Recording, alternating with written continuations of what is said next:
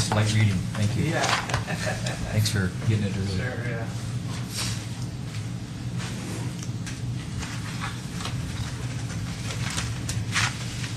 Better, sir. Excellent. Okay. That's All of us. Thank you, Mayor. Tonight's work session is we're gonna cover, Paul's gonna cover mainly the 2013 budget policy item discussions. He's also, him and Jeff have provided the board with follow-up responses to some of the questions that have come out in our previous finance committee meetings.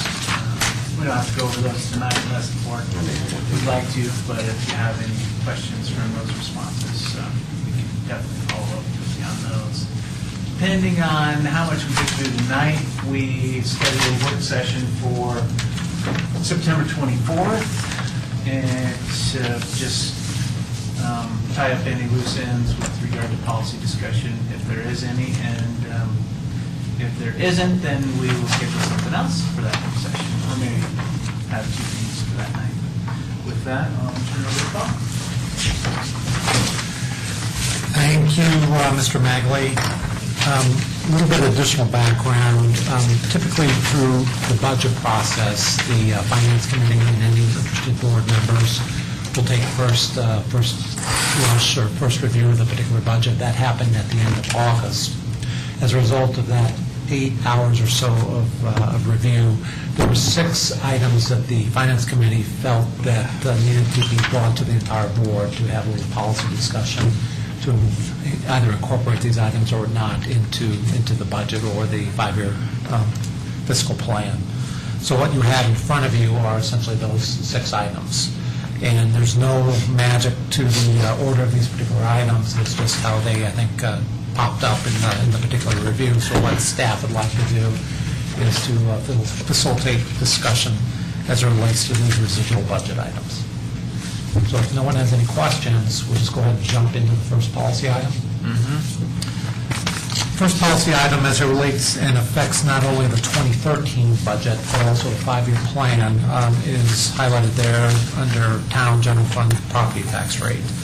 There was some dialogue to attempt to continue to decrease the town property tax rate. Currently, the town's portion of the citizens' property tax bill is about 10%. The town has the ability to assess 12 mills as part of our budget authority. Currently, the board has reduced that millage to 8 mills, or 7.98 mills actually. And what we are attempting to do is continue to gradually decrease the dependency or our burden of the property tax rate. The budget initially was created with a stable mill levy, and what we've done in the budget you have in front of you is looking at very small mill levy reductions in each and every year over the 5-year plan beginning in 2013. So what would we propose, for example, next year is a drop of 0.05 mills to reduce that mill levy from 7.98 to 7.93 and a subsequent 0.05% decrease each subsequent year.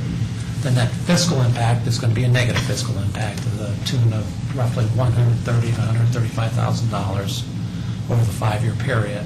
What staff is proposing is essentially we utilize some of the general fund reserves to balance off that loss of revenue, still keeping in mind the reserve policy established by the board and the general fund to keep at least 75% of expenditures Can I interrupt you? in the budget. Yes. I've got 1 million documents up here, Okay. and I am not finding the document that we are discussing. If you go to the work session. work session, Just to the agenda. just the agenda work session, it's page 2. I'm looking at all the other documents. All right, I'm good. So Continue.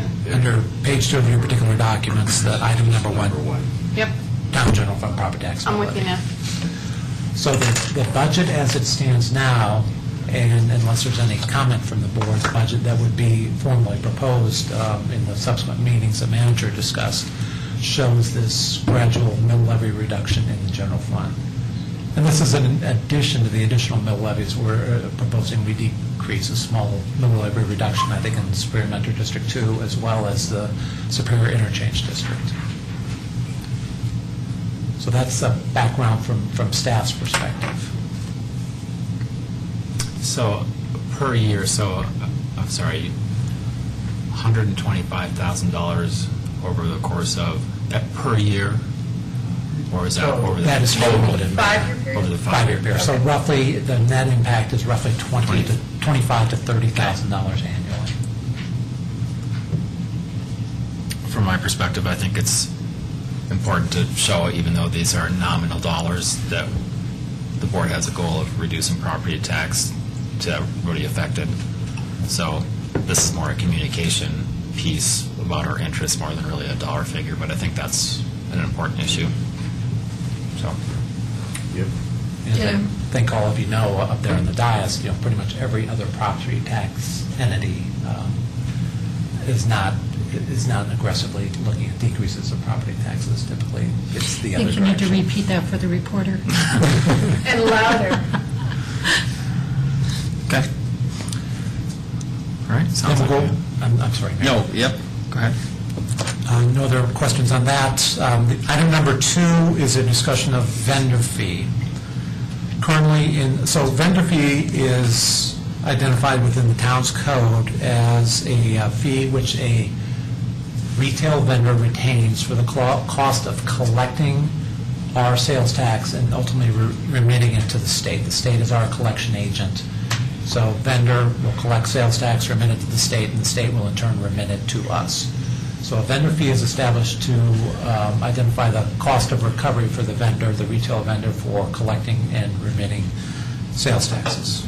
Currently, the town follows the state's vendor fee formula, whereby, and we'll use this fiscal year as the example, in 2012, a vendor retains for every $1 the vendor collects, they retain 2.22% of that with no cap as their cost of collection, and remit the 98% to the state then for distribution. That amount will increase, that vendor fee will increase at the state level in July of 2014 to 3.33%.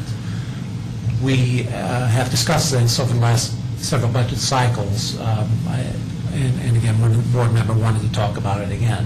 The net impact to the town currently of a 2.22% vendor fee with no cap is effectively $190,000 of sales tax revenue that the vendors are retaining that is not flowing to the town. When that increases in July of 2014 to 3.33%, that'll be $280,000 a year.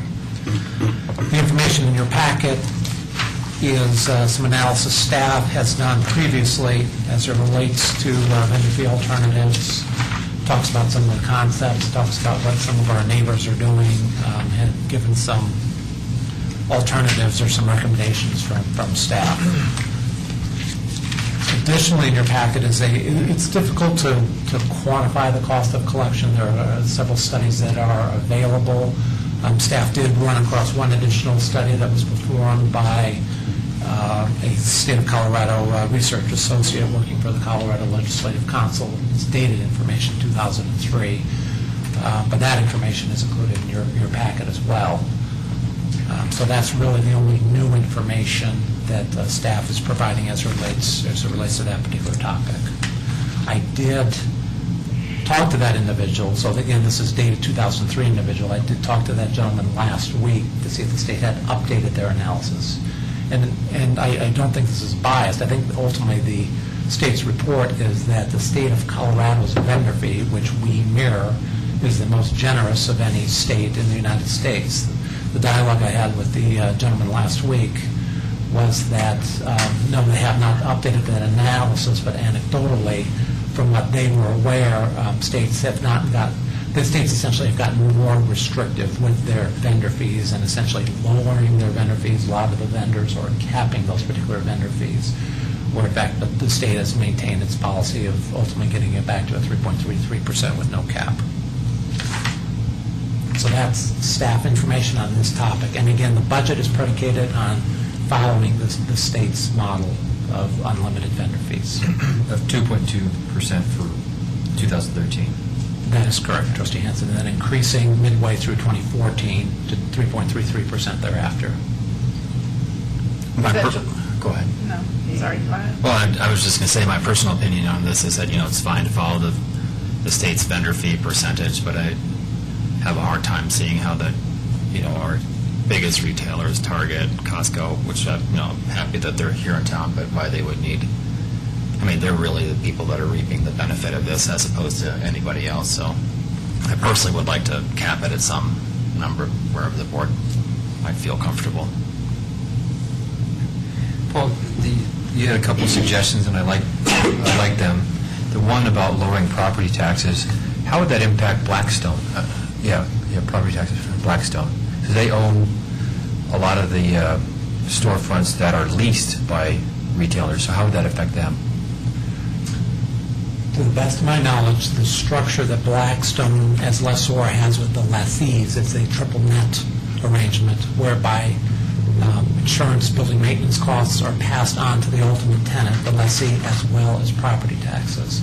So Blackstone, Brixmor, whomever it is, they currently pass on that particular expense, the property tax expense, to the lessee. Is that correct, Mr. Mangley? That's correct. So if you reduce the property tax with this program for Costco and whoever else owns their property, Blackstone would also get that benefit as well, and then they would pass that on to their tenants. I would say Brixmor would be neutral. They're currently not paying those expenses. They're currently passing them on to their tenants. But to be more competitive, that's what you would think. Right. Lower their lease. Okay.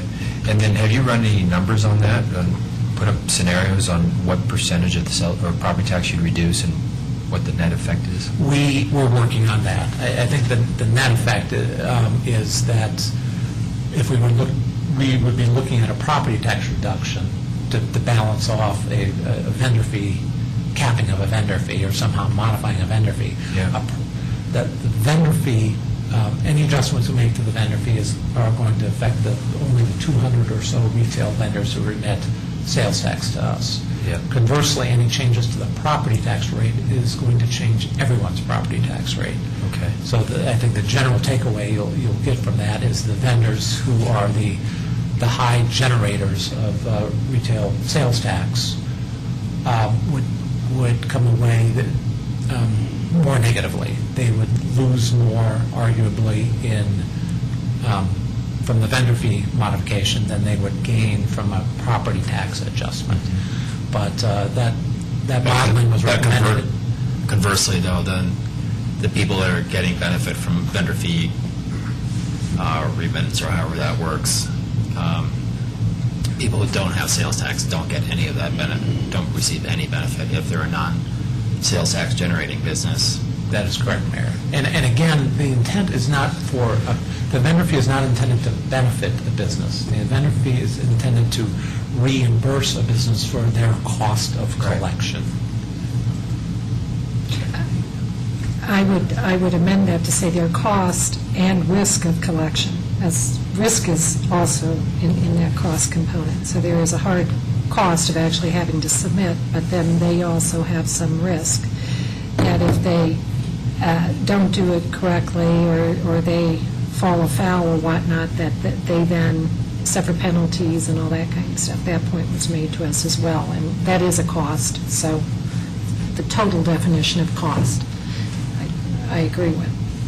So if I can clarify, Trustee Pennington, the risk associated with collection, if you're doing it erroneously, if a vendor is doing it erroneously, and typically if their software is written where it's not collecting correctly, and that vendor is then audited, and we do not have the ability to audit, the state audits for us, and very rarely and very, very frequently.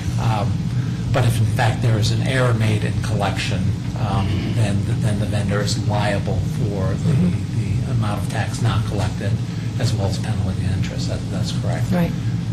Hopefully it doesn't occur often, but that point was made. And that is a point. But generally, my experience is the software associated with calculating collection. It's a tried and true product. It's been developed over a period of decades, so there really is not a lot of error associated with that, but that's just my personal opinion. So, Paul, when you said that, what you just said is the reduction in vendor fee would not be, you're going to have to come back to me. I had a question there and I've lost it, so I'll get back to Was it it. about the impact on businesses that are keeping the vendor fee? By lowering that down, that would be more of a negative impact to the business than reducing their property tax. Is that what Right, you're saying? that's what I understand him to say, but my question followed up on that, and I can't remember. I'll get to it. And staff will, and you'll have those hard numbers by the next time we meet, so you can quantitatively look at some options where you would propose to you. Right. Chris, did you already ask this, have you broken that down by the people who own their property? That superior businesses who have retail sales that generate sales tax, so retail sales, and own their property, what the net impact is, it's still what you said, is that the change in property tax will not, the decrease in property tax will not offset the increase in sales tax paid?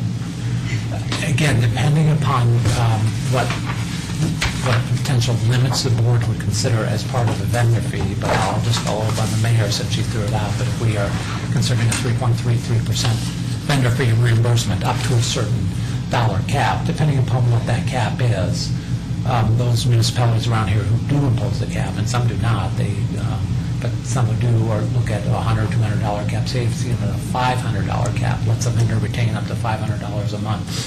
Even under that scenario with a high retail generator, in all likelihood, the cap vendor fee, or what they may consider to be less revenue associated with that, would probably not be offset by the reduction in the property tax rate. But again, let staff get you some quantifiable numbers that you can look at. Those businesses that are high retail, those high retail businesses that actually own their own property, to businesses that do no retail, to homeowners as well. It'll affect every property owner in town. So, let's see, just process question. So, and you introduced this, and I don't even remember what you said. We are going to have this, will this only come back around during the preliminary budget?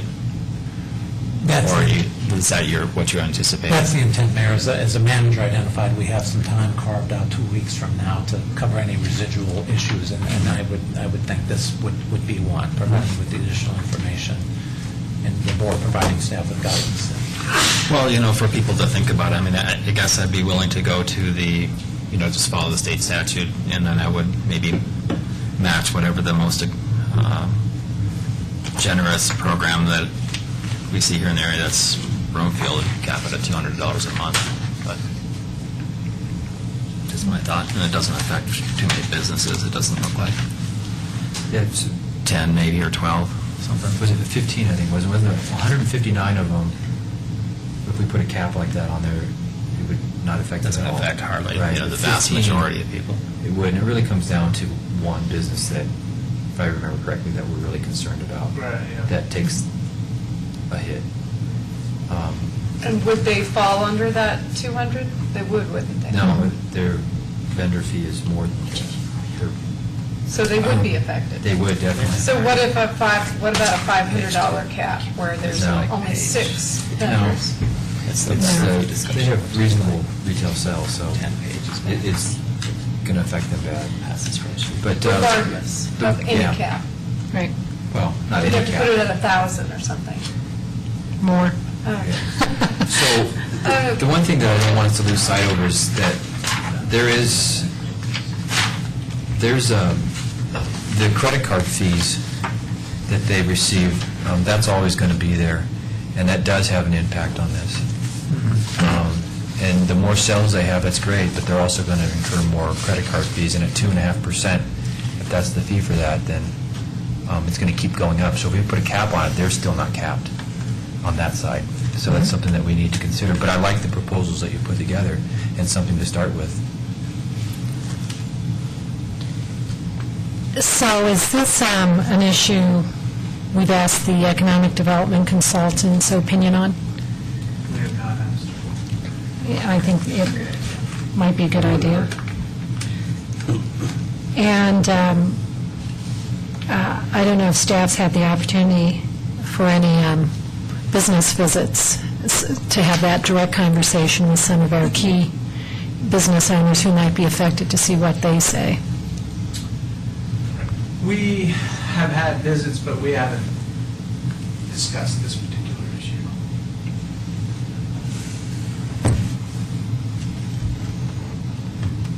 I can say that with the visits with the national retailers, whenever we happen to do that, this is never a concern for them, or it's never even brought up. Do they do that because they really don't care about it, or do they do it because they don't? They just pass it along, I think. It's a policy within their organization not to meddle with municipal rules and policy. I'm not sure. It's a good question. Yeah. But my guess is that the nominal cost associated with this is, for the big retailers that really are impacted by this, pennies per Yeah. purchase. Okay.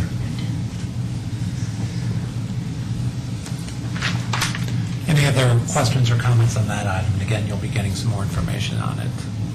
Okay. The third budget policy discussion item, it's noted as trustee mayor's salary, discussion of salary increases for future boards. So to that end, staff provided board a summary of other local jurisdictions.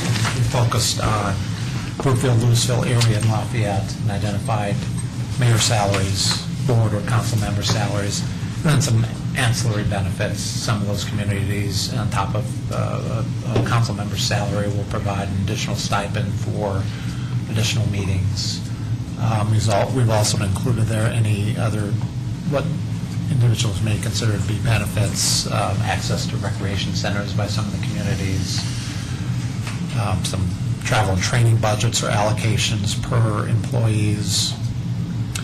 Some communities will even offer health and dental insurance at the council member's expense, though. So you've got a lot of information on that sheet, but the salary information is essentially the second column for the mayor and the fourth or fifth column for the board members. And generally what we'll see is, in all cases, that Superior's monthly salaries compared to that population base of those four municipalities is low, sometimes materially low. Nobody got elected here to make money, that's for sure. Exactly, and I say, get rid of it. Get rid of what? Get rid of the salary. I mean, I said that Get rid a of couple what? of years ago. I've never been in favor of raising it. This was a conversation we had, 2 years ago? A year ago? I don't know, something. It's like deja vu. Sandy?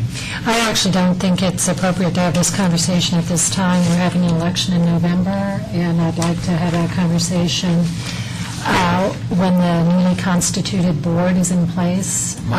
So I just... So I know where you're coming from, Conversation. but if you want to affect, you can't, obviously, none of this applies to us.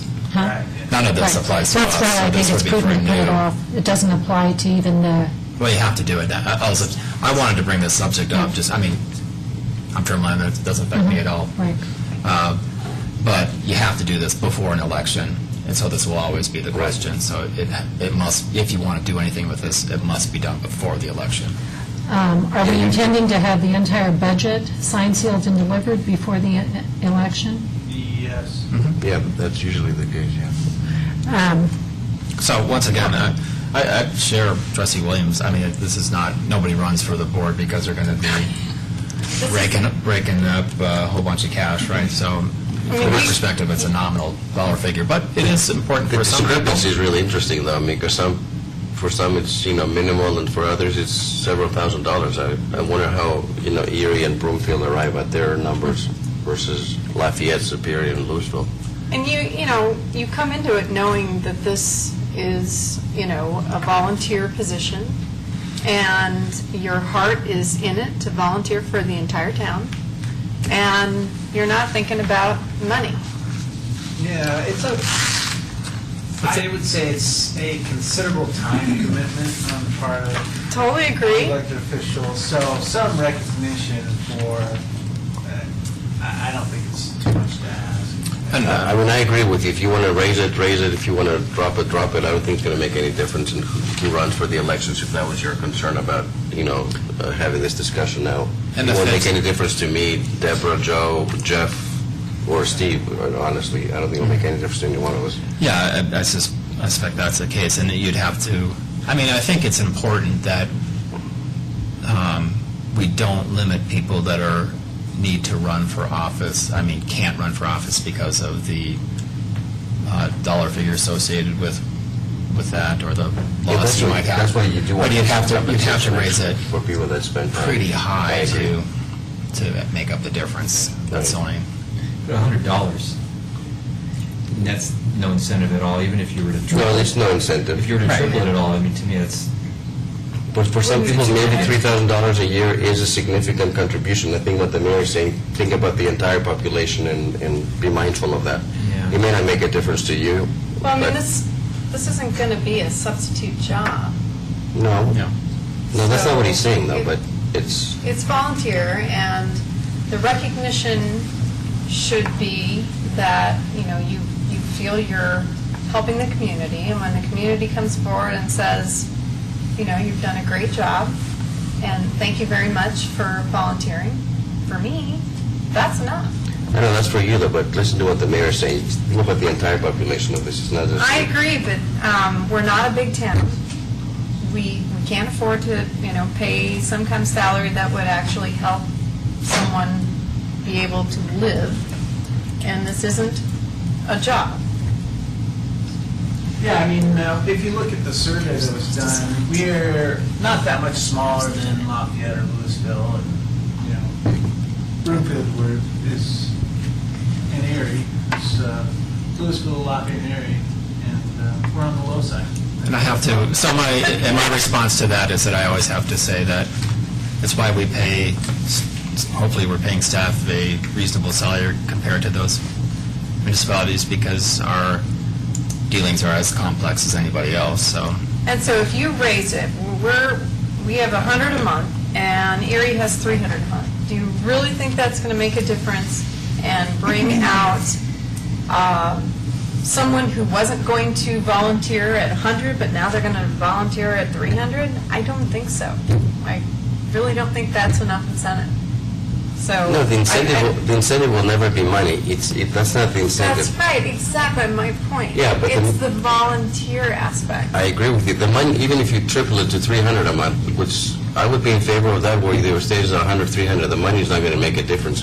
What the mayor is saying, that for people that will be spending time and a lot of energy, that for them it might make a difference, and we should be mindful not just of the 7 people sitting up here. So I'm in favor of whatever the board decides in, the majority either way, but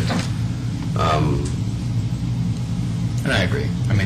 I just wanted to make sure that this was brought up, because it has to be done before an election. So Yeah, and we- the board can decide right. what they want to do. hey, Matt, could because you if the new board votes, it's like voting for yourself, and that's always kind of iffy. You don't No, have board votes. my point is it's too close to an election to introduce this topic. I think it's better done at the next budget cycle if we have the appetite for it, because nobody's up for election But for you a have an while. existing board voting for itself, then that's the difference.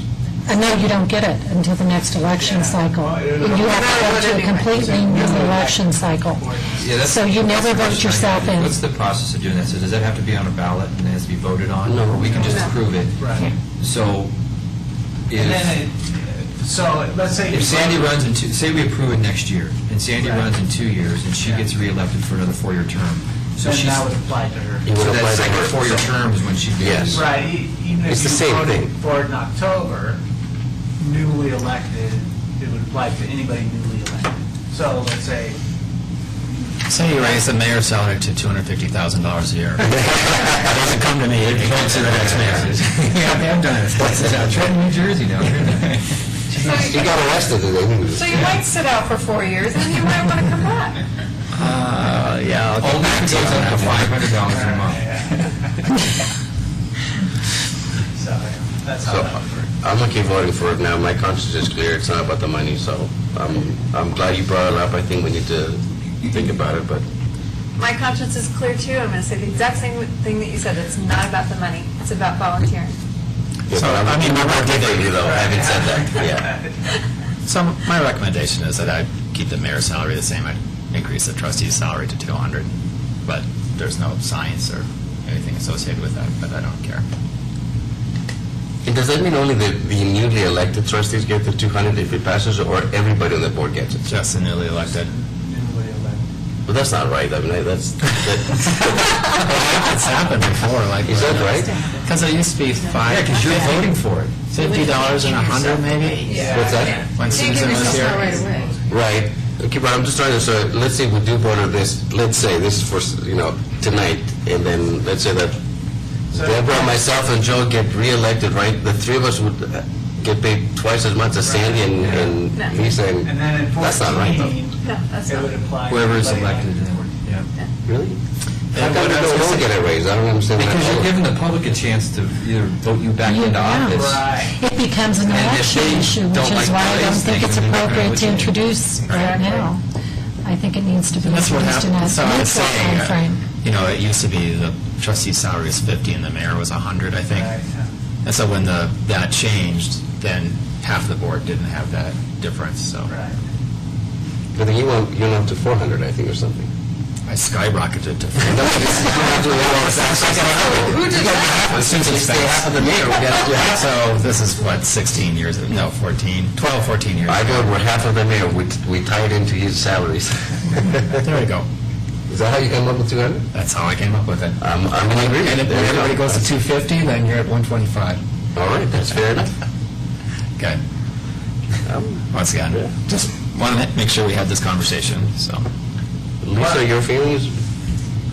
I was surprised to see what some of the other folks got paid, and couldn't, since I don't know the population of Broomfield, I couldn't tell if it was completely population-related or not, because Erie is our population, isn't it? Yeah. So How that can we was pay kind them of so much surprising money? No, Erie's 20,000, 18,000. 19 or something. Yeah. So, then, This was just a major issue in Erie. Yeah, They it just, was. they just start Yeah, getting. They just did it. Okay, but for us going from 100 to 200, that's nothing. I mean, really. It's I forget what Boulder was $3,000, talking and about that's a today. significant increase like that. Well, they're going to do a max of 48, 1,000 or get something. paid 48 meetings a year as opposed to 4 meetings a month, or something like that. Yeah, I don't remember. Either way, so we can talk about it when it comes back for the preliminary. So just kind of leave it open with no direction on specific. Well, I mean, we gotta... Well, that's my recommendation, is to increase the trustee salary to 200, but I'm half of the mayor. I'm half a mayor, so I vote for you. I think my replacement should get 200. You do? So My replacement, I won't be. you would go back and then drop a resolution for next meeting? Well, It's part of the one of budget. the upcoming meetings, yeah. Yeah. Personally, I'd say leave it the way it is. Yeah. It's, Okay, so we have one that wants to scrap it, one wants to stay the same, and we got three that wants to move it up to 200. well, scrapping it and is the same as one and the same right now. Right. So, And then, so. No, she means nothing, like no. So just bring it, I think it's reasonable once you bring it back as a resolution, as opposed to in the next couple of weeks or so. I mean, Yeah, okay. I think that makes sense. We're all over the map. We're all over the map. Yep.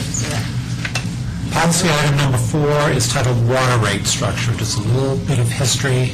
Superior, as well as most of the water utilities in Denver Metro and Western United States, use what's called an increasing block water rate structure. Essentially, the price of water per 1,000 gallons used increases as the volume consumed increases.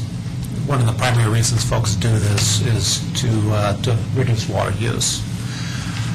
We currently have a 5-tier structure. The town went from a 3-tier structure, so back in 1991, I think our records indicate, Superior Metropolitan District implemented a 3-tier water structure. That was in place until 2006. In the beginning of 2007, we modified that 3-tier water structure to a 5-tier water structure, which is the structure we have in place now. Again, we provided some anecdotal information of what neighboring utilities do. Essentially, a water tier structure, the basis of our structure is the lowest tier, which is gallons 0 through 7,000 on a monthly basis, are intended, the logic being that that's for your interior use, your needed use, that's at the lowest rate structure, which is, I should have it in front of me, $2.60 or 7 cents a thousand gallons. And then it subsequently increases. Our next tier goes from 7 to 20,000 gallons, and then 20 to 30,000 gallons, 30 to 40,000 gallons, and above 40,000 gallons. And then when we get to that highest rate structure, above 40,000 gallons, the structure we have in place is essentially 3 times the lowest tier, or proposed 2013, a rate of $8.83 per 1,000 gallons at that particular rate structure. You will see in your attachment, the other municipalities, Louisville, Lafayette, Broomfield, and Erie, other than Broomfield, all have a very similar structure. Broomfield actually is going in the middle of a rate study right now, and in all likelihood, they'll go to this block tier structure. But the item was brought up for additional discussion. Again, what we're proposing is keeping the 5-tier structure exactly how it is right now, and increasing each one of those tiers or service fees by the 5% rate increase. And that's reflected in this table here. That is correct, Mayor. These are the proposed rates for the 2013 budget. And Go ahead. Thanks for providing this. This is exactly what I was asking for. So I wanted to know each tier worth of rates for the surrounding communities. And my perception the last time around had been that all of the block rates for Louisville were significantly higher than ours, that we were less aggressive conservation-wise than Louisville was.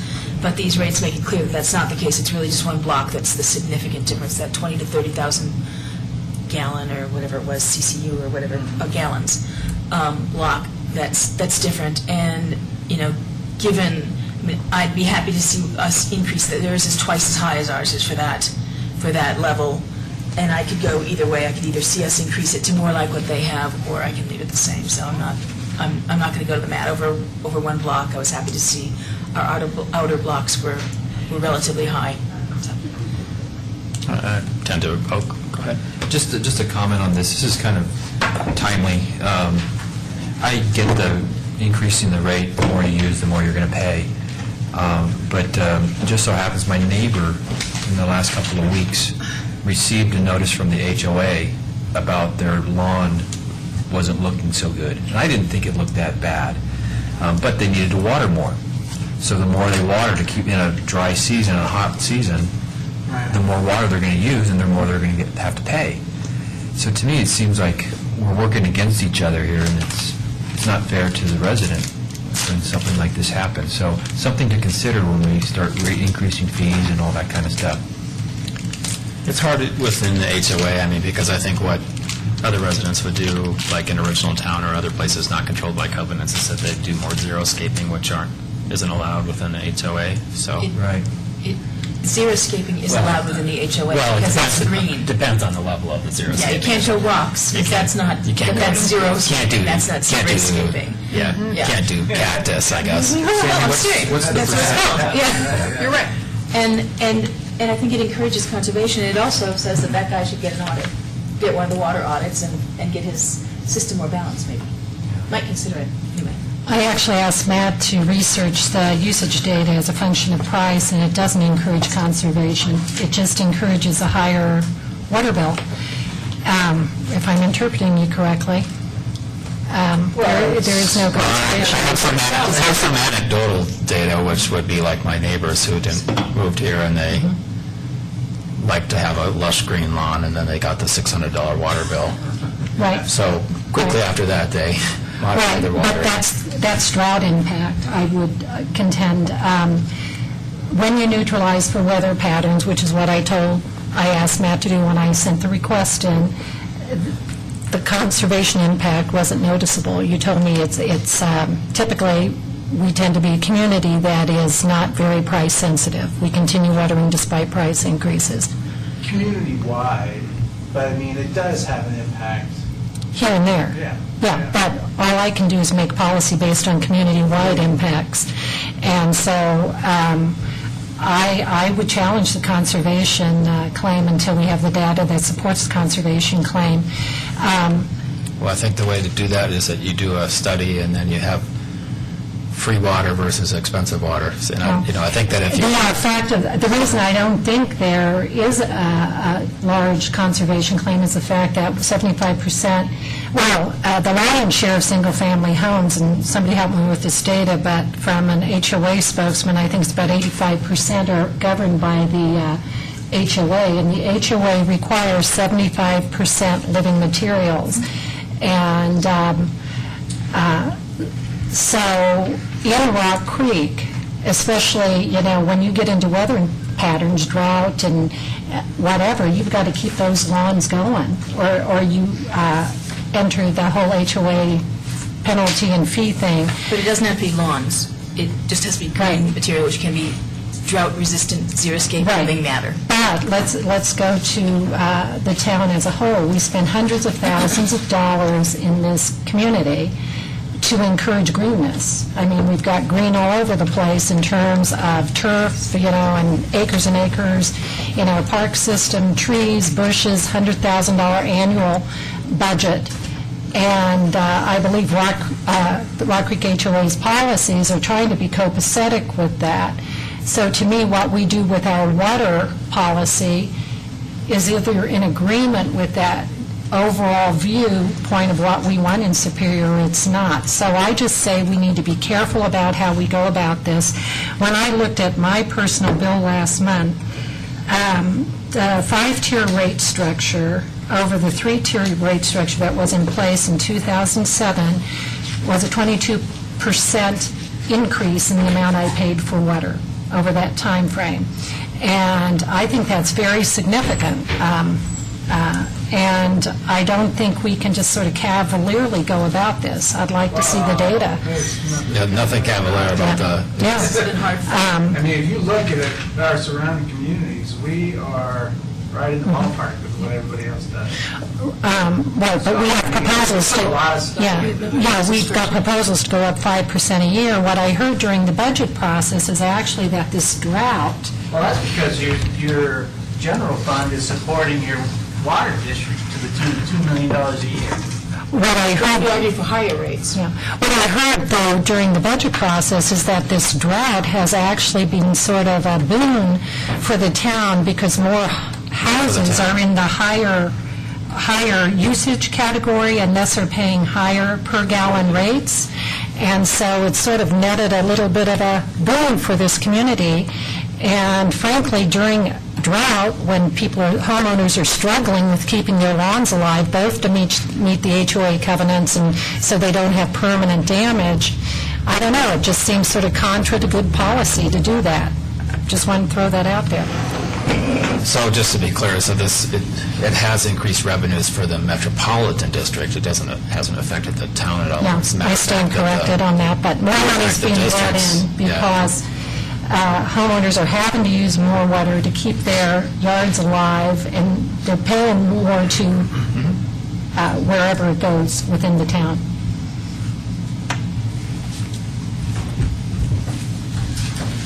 So to summarize that particular topic, thank you for the dialogue, but I think what I heard is we will maintain our current rate structure. And I did have a question. So how do we calculate what the base is? Is there a philosophy associated with the base? I mean, I assume you need to pay some nominal charge to keep the lights on and the motors running, but that was just what I guessed. Is there... I think that we've had a rate study of this, right? And I just don't remember. So the mayor had a couple of questions. So for clarity's sake, there are a couple of components to our monthly water bill. One is what's known as a base fee, or essentially a fixed fee of whatever it is, $2.15 or something like that, or $12, so $12. And then on top of that, what we have our service fee, or this consumption fee. From a general utility perspective, many utilities will look at establishing a base fee to recover a portion, if not all, of their fixed costs. I mean, so from a rate-making standpoint, I think I can make an argument that our base fee is woefully inadequate because it doesn't essentially cover our fixed costs. A lot of our fixed costs are being covered by these usage charges. Mayor, your question is, have we done a rate study as it relates to this? Not during my tenure. We've done a rate study as it relates to the capital or the one-time fees associated with connecting the system. But since I've been here, we haven't done a rate study associated with these monthly charges, the base fee and then the service charges. You mean the usage fees? The usage. Oh, okay. The base fee. So within the monthly fee, there are two Yeah. components. Yeah, base fee and then the usage fees. We I have actually not- like what you're, where you're going with that, Paul. It seems to me that if we want to, I think we should consider what amendments to make to the base rate to achieve the town's objectives. But this, I don't want to dilute ourselves with what this 5-tier graduation thereafter is accomplishing for the town. But I can see raising the base rate, actually. So what it makes sense. So I think maybe not unanimity, but I think general consensus about where we're going here. Would it be a useful thing to do? I mean, I'm not sure it's possible to do a study of this, a rate study for this. I mean, because it seems like you're just randomly picking numbers and doing tiers because you think that's the right thing to do, but maybe not for the base. I think what I would suggest, and obviously the manager opine as well, is this is certainly something that, staff could look at, but for this particular budget cycle. Not for this budget cycle. Right, but for future, I Future. think that's certainly something that staff could entertain and evaluate, if the manager's comfortable with that. So maybe put that as a work product for 2013 to look into. We will note that, Mayor. Okay. Any other comments on the water rate structure? Item number 5 on the policy list is noted as reserve policies. In 2010, staff did a relatively exhaustive review of the town's reserve policies. In 2003, let me back up one step further, the town board adopted reserve policies. And generally what those are emergency reserves to establish if in fact you have any hiccups in your particular operation.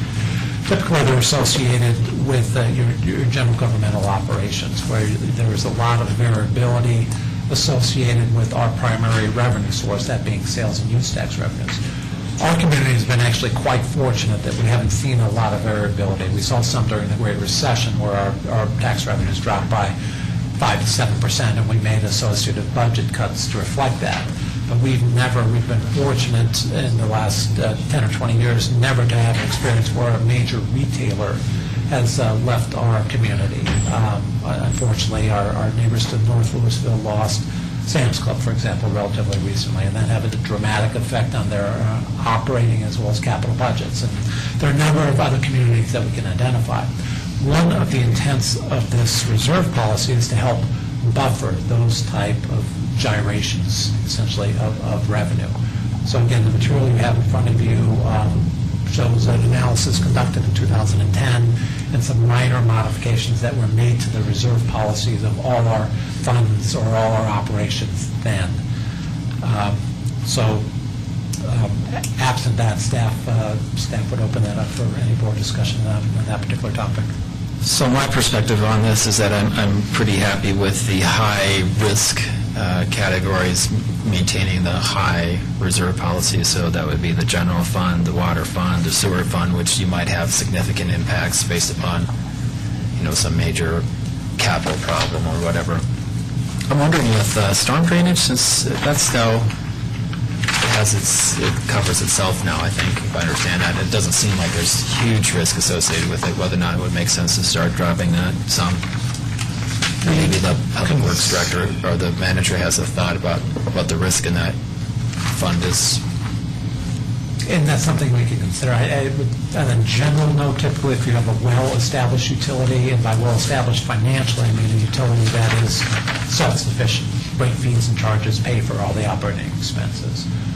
Typically, you could look at a, 2-month reserve in those particular operations. Because again, if you get a very expensive, very unexpected expense, the board has relatively easy flexibility to immediately change those rate fees and charges. We're not talking about taxes, but you can change those relatively quickly.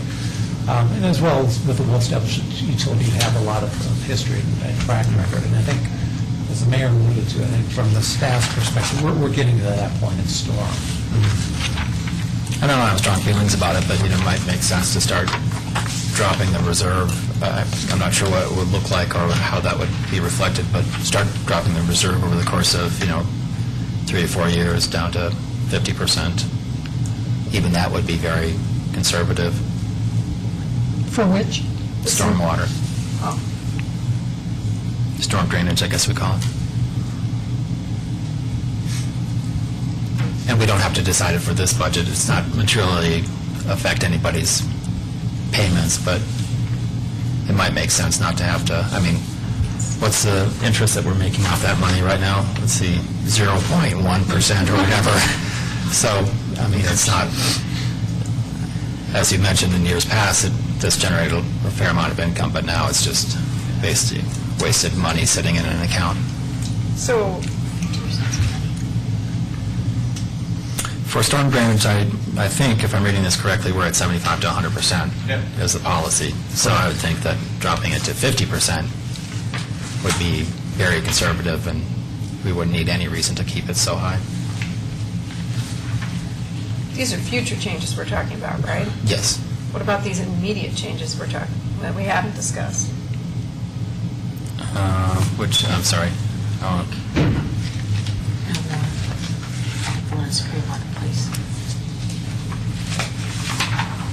So for which ones, I'm sorry? And where, I've gone, sorry. I went past that one. you're still I did. around. But this is a, you will notice who is it from? Scott. And it was dated 2010, so this is not immediate. That was immediate in 2010. Oh, I didn't see I that. don't know, I'm reading from several different documents Yeah. up here. Thank you. So, sorry. Thanks for pointing that out. Would you, so the 2010 memo was a little confusing to me. So what has changed on there? Did we adopt any of that, or like the marketplace fund? We did do something. So we got rid of the reserve fund in the marketplace because we felt it wasn't effective. And then I think we dropped also like landscape fees and I don't remember which ones. And on your attachments, the red line attachments following the resolution, the signed resolution by the mayor, the November 2010 resolution, that identifies the changes we made. We established a reserve policy in the open space debt service fund to reflect, we have a debt service reserve associated with our debt. Thank you. Same thing with the interchange debt fund. So it's all those items that are red line or black line in your particular document. Could I ask one more question? We're starting to run low on time, but one of the questions I had about that memo was that fund for the marketplace was increased from 20% to 40%. And what was the rationale behind that? There was, that had... So we don't have that policy now. That is correct, Mayor. So let me, just for a historical perspective, the concern was that just the discussion we had tonight, if a retailer went dark or if there needed to be significant improvements within the marketplace, we would have a cash fund that we could use to rehabilitate those retailers or whatever, since we've seen every, basically mall around Denver has gone dark at one time. Right. So we've done away with that fund, though, completely. Did away with that fund. And the logic being, we have a reserve in the general fund, perhaps, if we needed to for that particular purpose. Okay. Thanks. Item number 6, Mayor, may take some time, and Mr. Magel as well. Perhaps that's something we can defer until the meeting of September 24th. Sure, I'm losing what's 6? 6 is utility, financial services. Oh, the utilities. Sustainability. Yes. We didn't even It's get to n- the budget. We were just doing policy Yeah, items. this was- Okay, all right. Calm down. Yeah, I agree, so that's going to take too long to be able to cover that, the utility discussion. So, when, you said you carved out time for, On the 24th. okay. Yep. Okay, does that sound fair to everybody? Because I don't think we'll possibly be able to do it tonight. Sure. So let's take a couple-minute break and then start the regular meeting. So the 24th.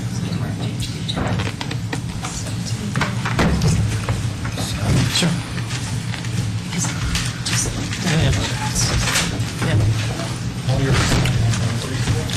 I'd bring up your issue.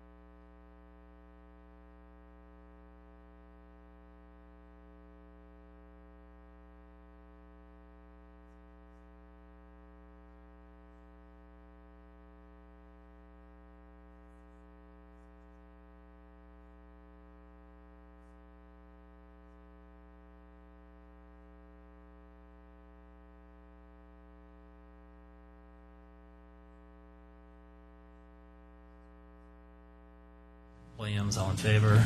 Unanimous, thank you. That brings us to item number 4, reports, questions, and issues. Anybody want to start tonight? Sure. Trustees comments? Just two quick things. Along with most of the other board members, I went to the Chili Fest. I wish there was a way we could figure out not to run out of things at the end of the day. That's why I volunteered for the first shift, because I was not going to get returns of bowls again. It was very, very uncomfortable. So I don't know if it means we change the hours, or we change the volume requirements, or what we do. That we get great traffic. It's a real shame to disappoint people at the end of the day. But other than that, great traffic, real enthusiasm of the crowd. I also had a coffee buzz that was attended and had some very fun discussions. Great. Thanks. Trustee Williams? Sure. I attended a community comp plan meeting for the residents of Superior, and it was our last one through this process. And there was, fair attendance. There have been so many of them that I think people got kind of tired of coming to all these community meetings. But there were some very good questions and debate about what was in the comp plan, issues about the town center, the community center, a library, the transportation plan. So it was a lively debate, and I'm excited to kind of move forward some of those thoughts from residents. And then I also... Deb, I'm sorry, real Yes. quick, because that was part of my comments too, but I had a question about that meeting. Sure. There was a question asked, Matt, about the potential population, and it was brought up at 20,000. Yeah. And I'm certain I have in my notes somewhere that I heard 50% growth, so we'd be at about 18,000 max. So can you clarify that? Do you know? Well, a lot of it depends on how many housing units you get in the town center. I mean, there's been such a variety of numbers talked about in the town center. There's been discussion of 1,000, and there's a max of 2,300. So that has a lot to do with it as well, on the variation. We, internally, staff's always talked about 15,000 residents that Okay. build out. So it just kind of depends on what growth, and largely you see in the town center itself. Okay. I mean, on the vision that was adopted back in 2007, you have residential as a possibility on the south 80 acres. But if that concept that was proposed a few years ago from the Explore Group comes in, all those residential units go away, so that's going to lower your population. Okay. And as I recall, that was probably the most lively debate Right. there, was that number pulled out of a hat. So, Well, it's based on... it was pulled out of a hat. It's not a figure I've seen before. Oh, the 20,000. Yeah, the 20,000. I mean, I've seen 18,000, I've seen 15,000, but I've Right. never seen 20,000. And it's, their basis for that is based on the residential units they potentially could get built in town. Fair enough. Thank you, Deb. Sure. I also attended the Chili Fest, which seemed like it was bigger this year than previous years. And so I'm very curious as to how many attended it. Do we know? I do not have that figure. When will we have that figure? When the, maybe when I think maybe when we have the update from the Speak to that. Chamber of Commerce. Well, and I don't We might think hear something heard about of it. tickets sold, but you couldn't have attendees Right, because... because some people didn't buy tickets. There were shares. But thank you to staff for all their incredible hard work and volunteers. So it was Yeah, an they do. amazing amount of work. Great. Trustee Gregorius? Just kind of a personal note, there's a former resident of Superior by the name of Rob Verheeren, lived here for several years and was over the weekend participating in that big bike race up in Wyoming, I don't know how you pronounce it, Lotoja or L-O-T-O-J-A, up near Jackson Hole. Yeah. An avid cyclist, and he had a tragic accident and died on Saturday.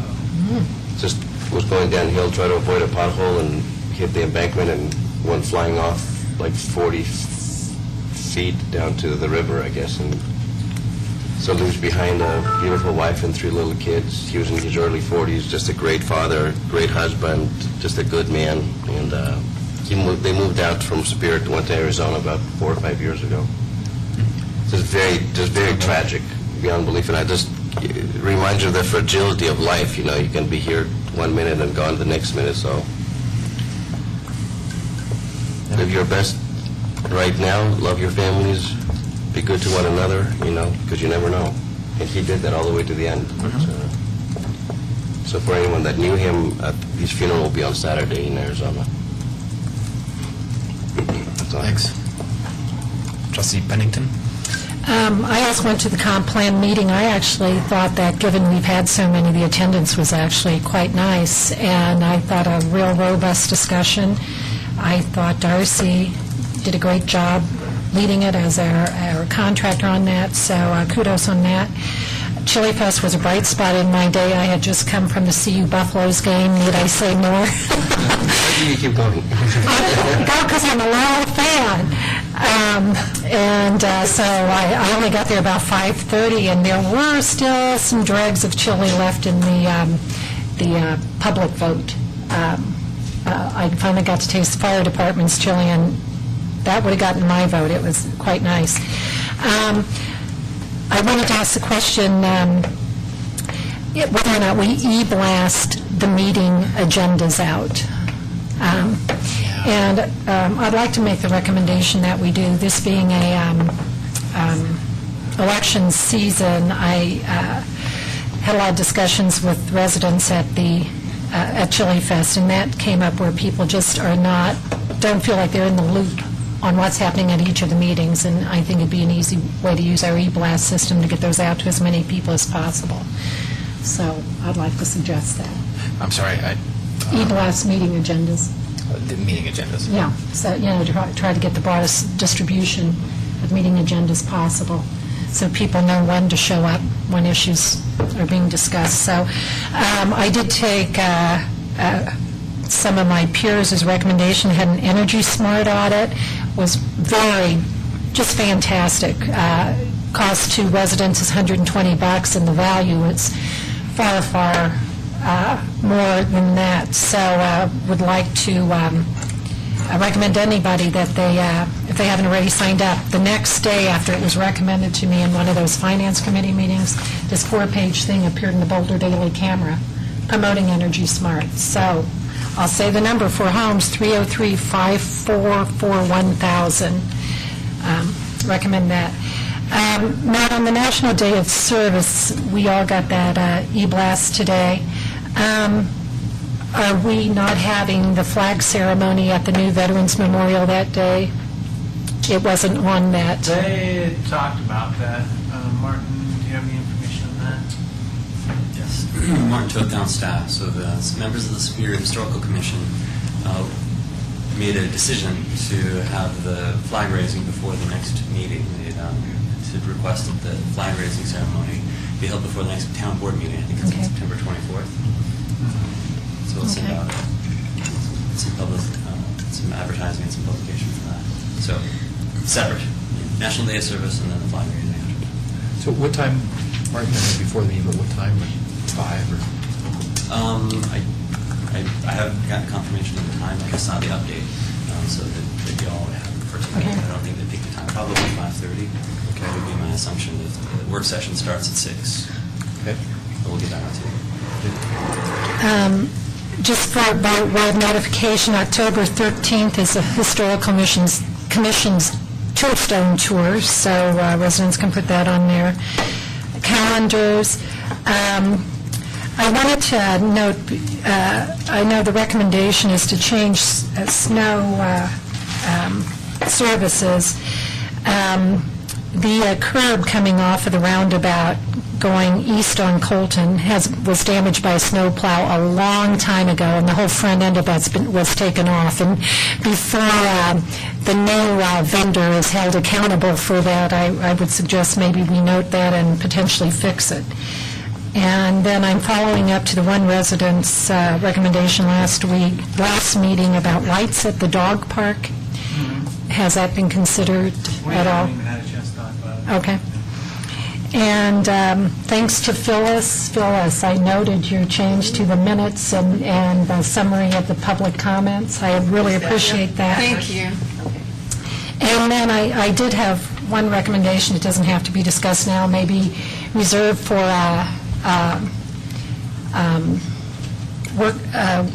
another venue. But I would like to have it considered that during official public hearings, as we had at the last board meeting with the Remington proposal, that the town board actually has a copy of all official professionals in the audience who are there for the benefit of that meeting, because I know the last one, only at the tail end did I become aware that the civil engineer was in the audience. And even some of our own town contractors, et cetera, and it would be very beneficial, I think, to have that on our seats when we came in as to what resources we can pull from in the audience should we have questions. That's all. Trustee Hansen? Sure. Just to echo the comments on the community comp plan meeting. That was good, really good dialogue and questions by the residents. So I attended Rocky Flat Stewardship Council meeting today. We reviewed the draft budget for 2013, and there's really no significant changes. It's going to be flat for next year. We'll vote on that the next meeting in November. DOE gave us a quarterly presentation. Again, it's kind of the same as we see every quarter. There's no significant changes.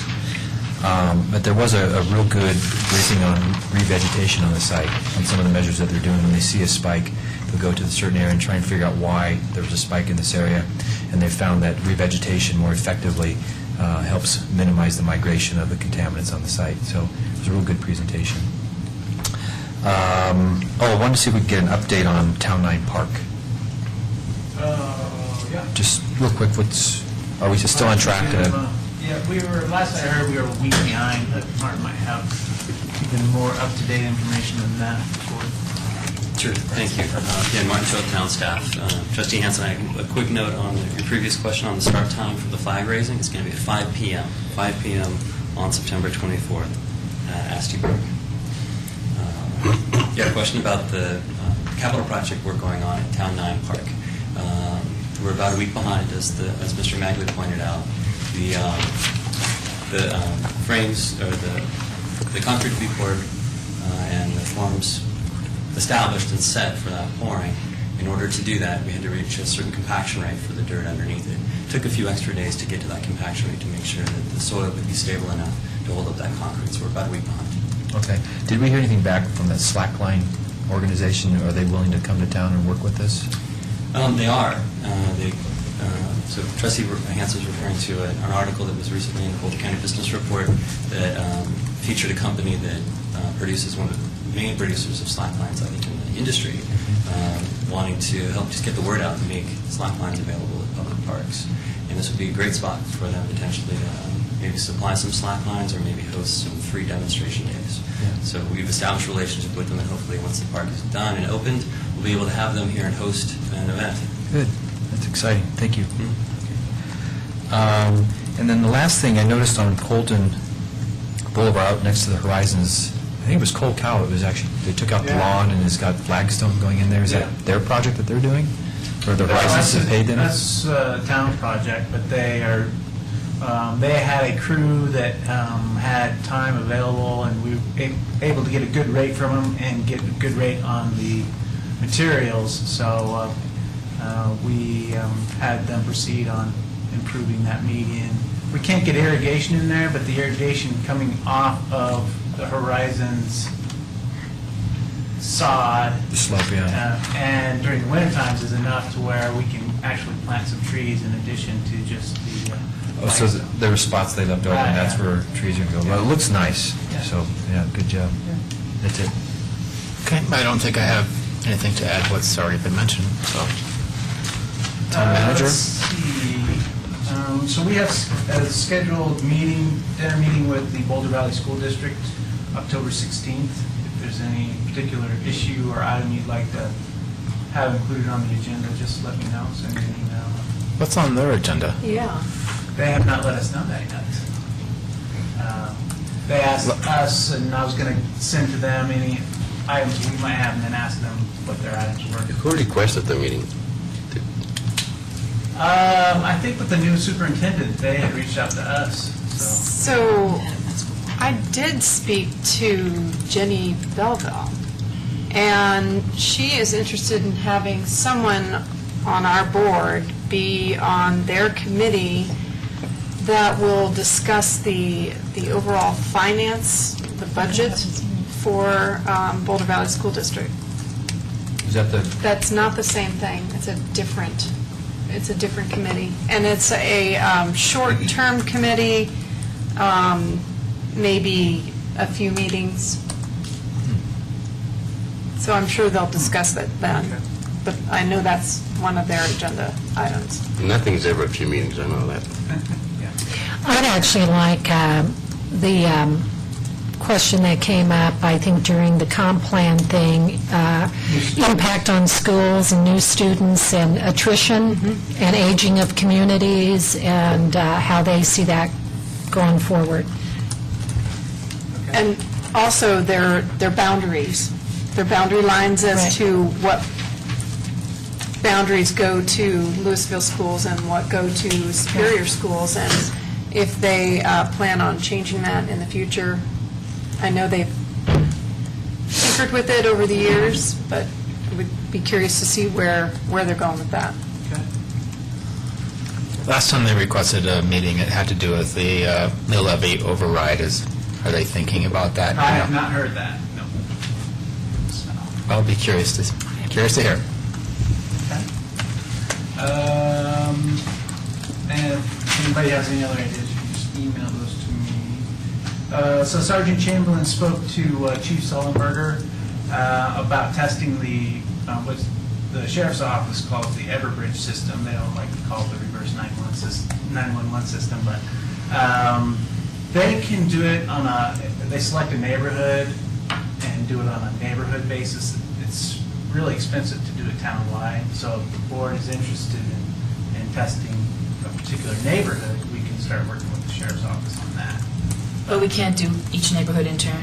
I mean, it was really my concern that we find out where we have holes now. Yeah, I think they are looking at just at one or two neighborhoods, not at townwide. How expensive is expensive? I don't recall. Can you find out? Yeah. Because I think we can't make a decision unless we know Okay. what it costs. All right. Yeah, Thanks. and I'd like to know why it's expensive. What's involved in that expense? you have to pay someone to make all those calls. Oh, yeah, right. When the hurricanes The down. operates. Let's see, and then our open space advisory committee had to withdraw, so we'll continue to advertise that, as well as the planning commission vacancy that we're going to have when Craig Preston Sater steps down. And then the street pavement project for the year is wrapping up, so the final lift was done on the final street on Friday, and then the seal on Chasm was done on Friday and Saturday, so. And so we'll have a report of some kind that talks about lessons learned, Yeah. pitfalls, Alex and I had talked about positives, negatives, some of those things already, so from he's past already years. has some thoughts that he can share, so. Perfect. Okay, town attorney, Nothing for me, thanks. town clerk. Okay. That brings us to number 5, public comment on consent agenda and non-agenda items.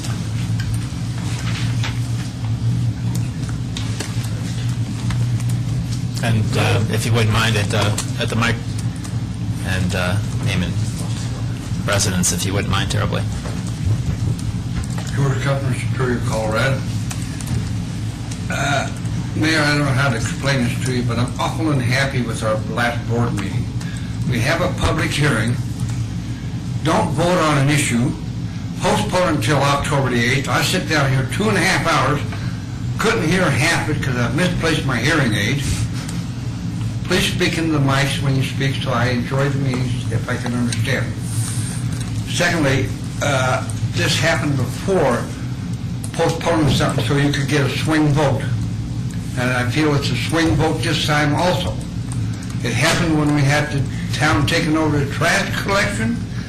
We had a 3-3 vote and we waited for another person to get here and it went 4-3 for the town to take it over. We're going on the same thing on the annexation, period. You should have voted on the other night. People sit, watch that TV for 2.5 hours, or sit in his chair, and we say we're postponing it. That's what you're elected for, is to make decisions. It was when I was here. I don't think it's changed. Can I answer to that? For me, I felt there were so many outstanding issues that I could not vote. So that, for me, that was really important, to be able to have the information all in front of me, and I felt I did not have that. Very truly. Then why did they bring it before the board when they didn't have all the information? If you don't have the information, let's don't have a public hearing. In other words, I'm feeling you weren't qualified to vote on it because you didn't have the information. There was a lot of questions in that that's not answered right now. And I'm going to have to come back and talk to Mr. Magley about it. Because they're not answered in the minutes, period. Hey, I have George. them all marked in there. George, I'd be happy to talk to you too, because I was one of the ones that wanted to extend it out. And the reason was because I wanted to do more outreach to the community that was going to be impacted by that, to see if there was something we could come up with, specifically with the wells. So I was one of the ones that was pushing for that, and I'm sorry that you're disappointed in that, but I thought it was a good move by holding that off until we had more information. I'm one of the newer board members, so I didn't know some of the stuff that was going on. I understand that very clearly. Okay, I'm talking about other 5 other board members. okay. I'll exclude the 2 that was elected because they didn't go through this process like the rest of them have. I don't know, Mayor, what you come down if you don't vote on something. I really don't. It's disgusting. You've been out here for 10 years, 12 years now. You should be qualified of what's going on with that annexation, all of you. And I feel if there wasn't a full board, then it shouldn't be waited on until they get their swing vote. Well, from, First of all, I'm the one that was... there's a swing vote, right? I'm the swing vote, so I think you're presuming that I'm going to vote one way or another, and that's not the fact. That Trustee Hanson and Trustee Williams, I feel like we need more information in order for me to make up my mind. So I'm glad you guys didn't vote on it. I think if we have the information come October, then we can make a more educated decision. Well, Maybe we shouldn't have had the discussion you had. I know you were here until midnight, so I'm kind of glad I missed that meeting, that part of the you meeting. think we could have postponed that a lot earlier, midnight, if we weren't going to vote on it? I mean, if the board weren't informed, we should postpone it right off the bat. And maybe We that's... got informed of what was up to speed. actually- I'm just saying, we're not up to speed. So- Doing it. That's wrong. We can have a back and forth. Well, We understand your point, but I I think... mean, really, in the 6.5 years that I've been here, there have been very few. I mean, you mentioned one about the trash man. There are very few times when that we come up to vote something and then we postpone getting a vote. 99% of the time, when something comes up, we vote on it. So that's the exception to the rule. And this is a very complicated issue. As we're going to discuss in October. It's not a black and white issue. It's very complicated. So. Well, and there's so many variables. I did get a question from a resident about procedural rules, something about if a meeting by 10:30, that's no longer in place? Okay. I wasn't aware of it, but okay, thanks for the clarification. We can go to 2 a.m., 3 a.m., 4 a.m. When did we get rid of that? Years ago. Trustee Chu was still on the board at the time, so it was Well, I remember being on the board one time, and we had a vote on that. Yes, you're up. Sorry. Were you done? I'm done. Okay. I remember voting one time to extend the meeting. Past So midnight? it was somewhere between 2008 and... Kendra said I it's think it was 2000. 2009, but I can check. Why, do you want to go back to... No, No, I don't have it. Trustee Skonatz. And I asked about that extension during the meeting. I said, do we have to vote to extend? So I was also under the impression, wrongly. But I think it was appropriate to continue the discussion because I don't want to rush a decision if issues come up from the residents or come up from us. I think it's our job to discuss it thoroughly, and I wouldn't want to have cut it off just to meet a time deadline. Right. It's the exception to the rule. Yeah. Additional public comment on consent agenda or non-agenda items?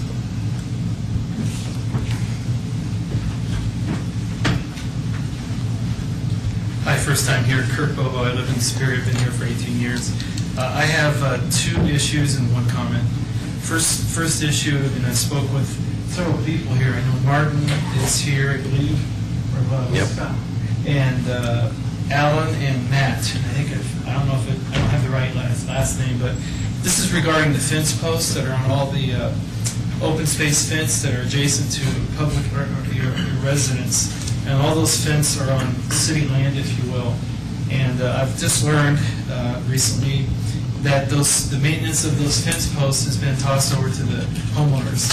I have public adjacent fencing on two sides, so this is a big issue for me.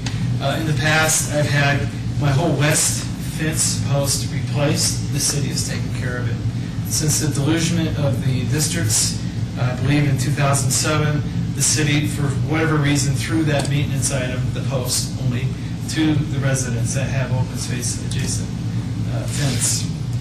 I think that's wrong. On a 17-year-old fence at that point, most age or senior age fence would be 20 years, 25 years on the post. Then you got to replace it all. My understanding is that there is 42 to 50 miles of open space fence. I'm talking about home residents adjacent to open space.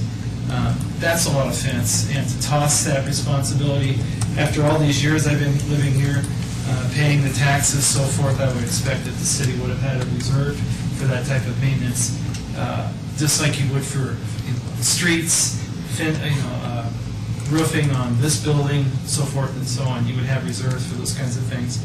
I think it's wrong, it's not fair, and it's not right to throw that responsibility to the homeowners that have fence. My next comment is regarding the swimming meets. Don't get me wrong, I'm very much in favor of having the, I think they're called the Superior Flyers.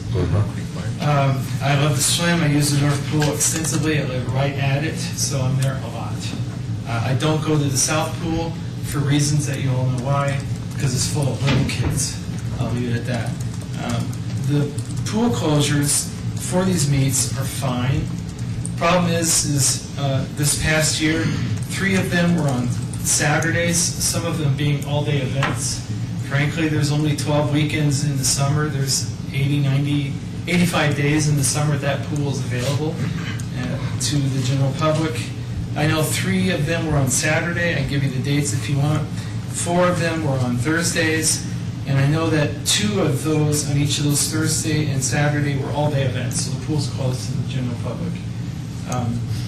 I think when they're closed part day, most people like myself just sign off the pool as not available for the whole day. And don't tell me to go to the South Pool, because I won't go there. I think in light of the away meets, which they only had 3 of, one at the Elks Pool, one at the Mesa Pool, and another at the Meyer Pool. I don't know where those are, but this is where they have the swim meets at other swimming pool facilities. I think that the board should look at the number of meets, which I believe to be 10. I know the Saturday and Thursday count that I have, which is 7 between them, is an accurate count because I live there. I see the meets here go on. I hear the bullhorn starting at 7:30 in the morning. It's too loud on a Saturday. They need to balance. What I'm asking for is have the meets, fine. Put half the meets, or balance the distribution of where you have the meets across the Superior North Pool, the Elks Pool, the Mesa Pool, and the Meyer Pool. I don't know where all these are. I think 2 of them are in Woodsville, and maybe one's in Broomfield. I'm not real sure on that. But let's try and balance where we have the meets so that we don't shut down a rare resource like the North Pool to people that, like myself, who live at it and use it a great deal. I enjoy swimming a lot, and again, I'm not against the Flyers, don't get me wrong. I think it's a great thing, it needs to happen, but let's balance where we have the meets at. My final comment, or final item, is a comment regarding the paving that just occurred this past summer. Again, I watched Grand Court take 4 weeks to be dug up. They pushed dirt around for 3.5 weeks, and finally they came in with the first layer of asphalt and laid it in. 4 weeks. Those people that live on that street were inconvenienced. It does not take 4 weeks to relay pavement. unless there's some other extenuating circumstance. I did call Lisa at the paving company and discuss with her that they were getting ready to do the El Dorado piece from Alma to Coal Creek. And I said, please do not take 4 weeks to do that 100-foot section of road, because you will have me calling you back and I'll have a different tone with you. I also know for a fact that Dillon Way, which is in the same area, Crestview, took 3 weeks. Whoever, I know we're at the back end of this thing. I think going forward next year, you guys really need to ride the scheduling of what they do, when they do it. I, for example, know that they pulled up Colton Creek on a Thursday. They pulled up the asphalt, closed the road on a Thursday. It seems to me they should have pulled it up on a Monday, got a bunch of work done, and had it back down by Friday. And that's a major entry point into the Crestview neighborhood. That's all I have. Those two items and a comment. Great, thank you very much for sharing, Trustee Skumatz. And I'd normally like to do back and forth, but I had a couple of comments, and one is I feel for you on the swim thing. I remember a couple of years ago, I went 3 times to go to the pool, and 3 times it was not blocked off for swim meets, and I never went again that season. I was so peeved. And one of my questions is, why can't we use South Pool for some of those meets? Is there a size problem with it? Can it split? No, it's not set up for lanes. Too bad. Yeah, my point there is, Yeah. keep the swim meets, that's fine. Let's just balance the distribution of when you have the meets and where you have them. Right now, it's 7 at the North Pool, Saturdays and Thursdays, and 3 elsewhere for a 10 total. And I don't know where the final meet was held, but that does not include that one. Okay. So just a better distribution of where you hold those meets. Thank you very much. Sure. Thanks for your thoughts. And a little warning wouldn't be bad either. Pool will be closed Saturday. Well, they put it up on the calendar in the pool, and But not in signs or something like that. Yeah, and I paid attention to that. Dark signs. But, again, just a better distribution. Great, thanks. Thanks. Just a Trustee Kirkos. question to Matt about the fence posts. Why did the town do that? Put the responsibility back on the residents? I thought they were always our responsibility. I thought it was like trees were in medians in cities where it's on your property, but they can come and tell you you have to do something to them. There's, It's your responsibility. I think it might be better if we just did a memo to the board Okay. on that, or do you want to just get I up thought there it was and always give our the background? I'd like to know why. I mean, Yeah. my property backs to open space, and, quite a bit. Does that mean when the posts go bad, I have to fix them? Is that what you're saying? Provide you with the I'd like an background. explanation. So it's not the entire fence, it's just the post, though? Just post that they don't take care of. That's wrong. On a 17-year-old fence, most of which is from, if you will, where I'm sorry, we can't, if you want to have comment, you have. No, it's okay. have to get the mic. He's commented already. I just want to get a clarification as to what Yeah. the thinking is. A memo would I be agree. helpful.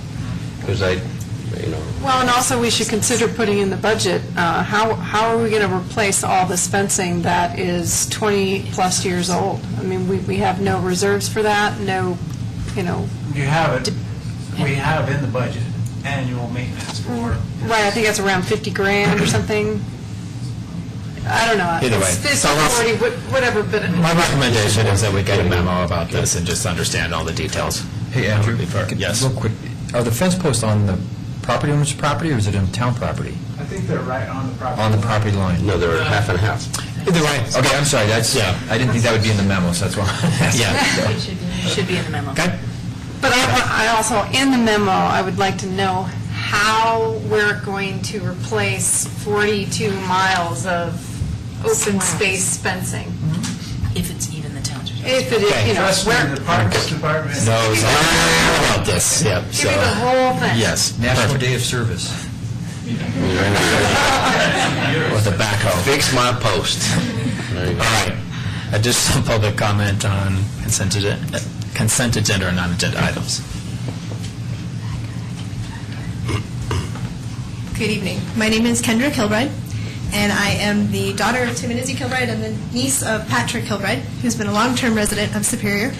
I spoke with you guys a couple of months ago regarding a temporary use permit for a recreational vehicle that is parked on my uncle's land. You guys were very generous in granting that request. And at this point, we would like to apply for a very short extension, if possible. My family is trying to complete some medical follow-up.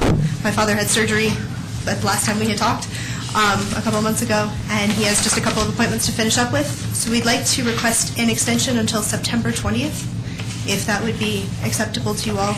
At which point, they will be leaving and vacating that property. My recommendation is that this is worked out through staff. Yeah, we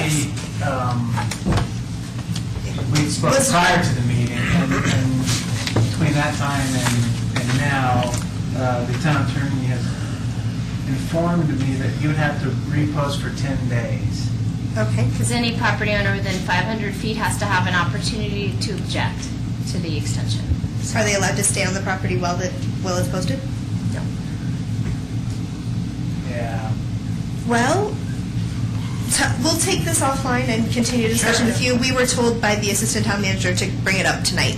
Apologize for using your time to do that. We'll renew this. One other item that I did want to run by you all is because this has ended up being something of a hassle for all concerned, for the city and for our family. We would like to propose a slight amendment to the municipal code, if it's allowed. There is a current, in the current municipal code, in section 10-5-80, there's the regulations for camping on public lands. And I have a copy of that if you would like to read that. We'd like to propose a very minor change, which would permit people to allow their own family members to camp on their property. Because as the law is currently written, I mean, things like children can't do a background camp out on their own property. You can't pitch a tent on in your own backyard and have the sort of like background camp out right now. So what we'd like to do is propose that there's a very minor change to the wording of the section of the code, allowing family members to camp on private property or something to that effect. Obviously, it seems like the code was written to prevent vagrants from being able to reside on either public or private property within the town of Superior.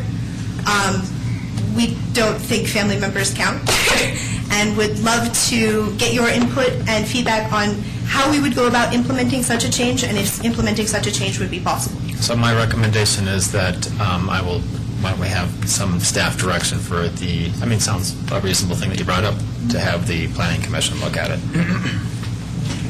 And is it possible that we could ask the town attorney if there's a different interpretation than what is actually written? Is it difficult to determine what it is actually stating?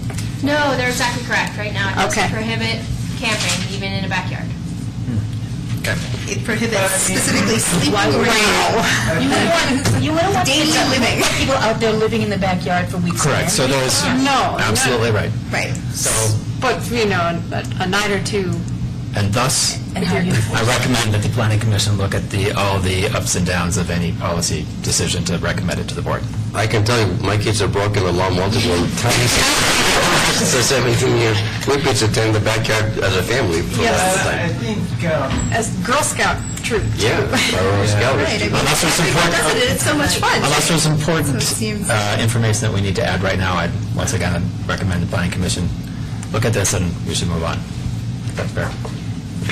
I think your request is very reasonable. Yes. I mean, I totally agree. if we're talking about 10 more days, I mean, that's the humane thing to do, that's the right thing to do, so we gotta That's- try to make it work it out somehow. That, we need to make sure that we Let's go run through it the through our process. process. Yeah. We really appreciate any assistance that you can lend. Thank you. Thank you. Appreciate it. Yep. Additional public comment on consent agenda or non-agenda items? Jim Payne, Superior resident. Consider this, Mr. Mayor and the board, just informational. I'm not advocating anything, but I am become aware, and if you're aware of this, then that's fine, that there is an election issue regarding the ballots where the county, the Boulder County is essentially at odds with the state This concerns the use of barcodes on the ballots, which has been challenged, and the Secretary of State has ruled that they cannot use ballots with barcodes on them because it is a distinguishing mark. So it could affect our election. Many people believe that if the county clerk goes forward with this, and there's I think a hearing on this in a couple of days, but if the county, and Boulder's the only county that has done this so far, insists on going through with it, it could run the risk of invalidating the election up and down the line, from president to trustee. For our county. For everybody. For the county, and For theoretically the the county. state if it's a close enough election. But it would invalidate it for the county, I'm told. So I'm just bringing this to your attention because it could cause us to have to redo an election if the election blows up, as they say. And it might, if you look at it and you have any opinion, you might want to express that to, I guess it's Hillary Hill, the county clerk. So I assume the Secretary of State will work this out with the clerk in whatever manner that they might work things out. I think it may be litigation, but yes. Yes, that's what I guess I was referencing. Thank you. Thank you very much. Additional public comment on consent agenda or non-agenda items? Seeing none, that brings us to item number 6, presentations. And we're lucky this evening to have a representative of the Superior Chamber of Commerce. Welcome. Good evening, Mayor and trustees. I am Heather Craycraft with the Superior Chamber of Commerce, and many of your questions and comments this evening were about our latest community event that I would like to say I was heavily involved in. So no one on staff actually knows I'm going to do this presentation, but I would love to take a moment to kind of give you a quick update from my perspective from the Chamber of Commerce.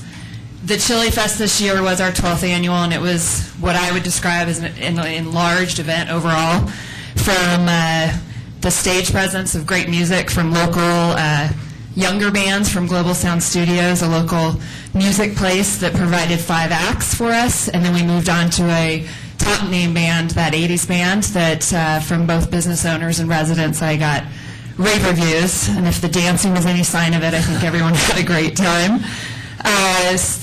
As well, I would like to point out that the chili was incredible, whether it was for the International Chili Society or the local restaurants that provided the free chili on their behalf as a marketing opportunity for them. And to touch on the fact that we do tend to run out, honestly, we increase every year. And what I would estimate the crowds to have been was close to 8,000 people. And the most exciting part from a standpoint of as an event planner was it was a consistent crowd. It wasn't a huge ebb and flow. There were some disappointed people that arrived from a football game that still enjoyed the rest of the evening, but it was a consistent crowd, which honestly was fantastic from us. From the event side. We did have an expanded list of sponsors that might not have exactly written a check, but provided a tremendous amount of in-kind items, which I believe is very important to the event.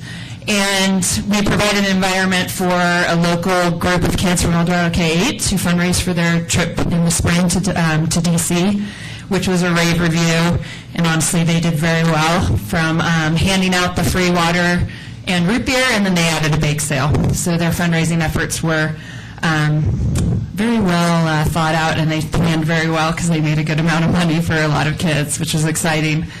Residents have shared with me in the short 48 hours since we closed the event that they appreciated that it was a truly family event. Everyone had something to do, whether it was Rocky Mountain Day Camp providing a rock wall, to small businesses like Fitness Together doing some chin-up competitions. One of our local businesses who actually is a resident here provided a balloon artist. And really, one comment from a non-resident was, I can't believe I'm attending an event that the town truly puts on. From free water and root beer, from Superior Liquor, to all the variety of businesses and local and non-residents that were there. The non-residents that I did speak to were impressed, and I wanted to make sure you knew that. And the last point I really wanted to make was as the staff from the Parks and Rec Department that incredibly worked so hard on this event, and even some staff here from administration levels that were there most of the day, as we packed up and shipped out late that night. Both the Rock Creek Sports Grill and Delicchio's were packed. So it was fantastic that not only was Safeway and Subway impacted throughout the day, there were many cooks from throughout the area that supported Safeway and Subway and all the restaurants that are within our small area. They supported them through the late evening. So thank you for your continued efforts in providing this event. Thank you, Heather. Trustee Skumatz? Thanks, and it was really, really well organized, and that's, I think, the easiest transition for volunteers that I think I've ever had volunteering at that event, so really well done, set up. Trustee Henson? Yeah, Matt, is there any way we can find out what the economic impact of the town on an event like that is? Because 8,000 people and having that shopping center full and busy that day, it'd be nice to see that. And that's data that we could pass to other businesses, potential businesses of the town. Let me talk to our finance department and see.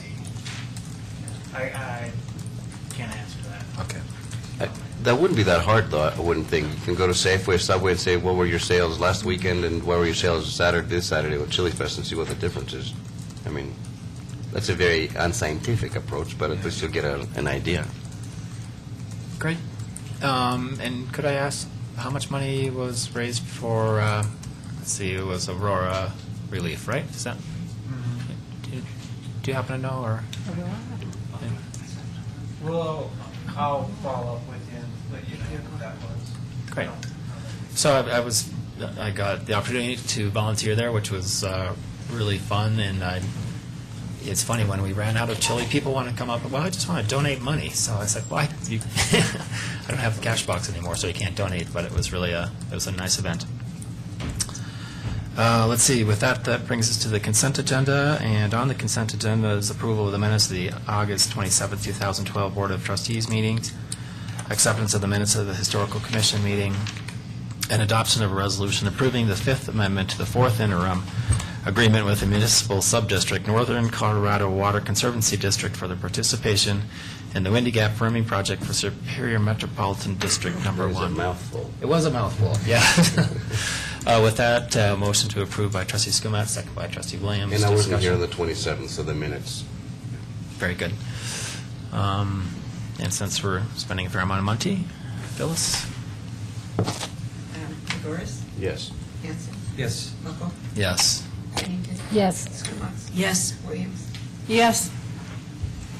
Thank you very much. That brings us to what was D, adoption of a resolution approving an agreement with Superior Salvage and Maintenance LLC for snow removal and ice control services. And I think it was Trustee Skumatz?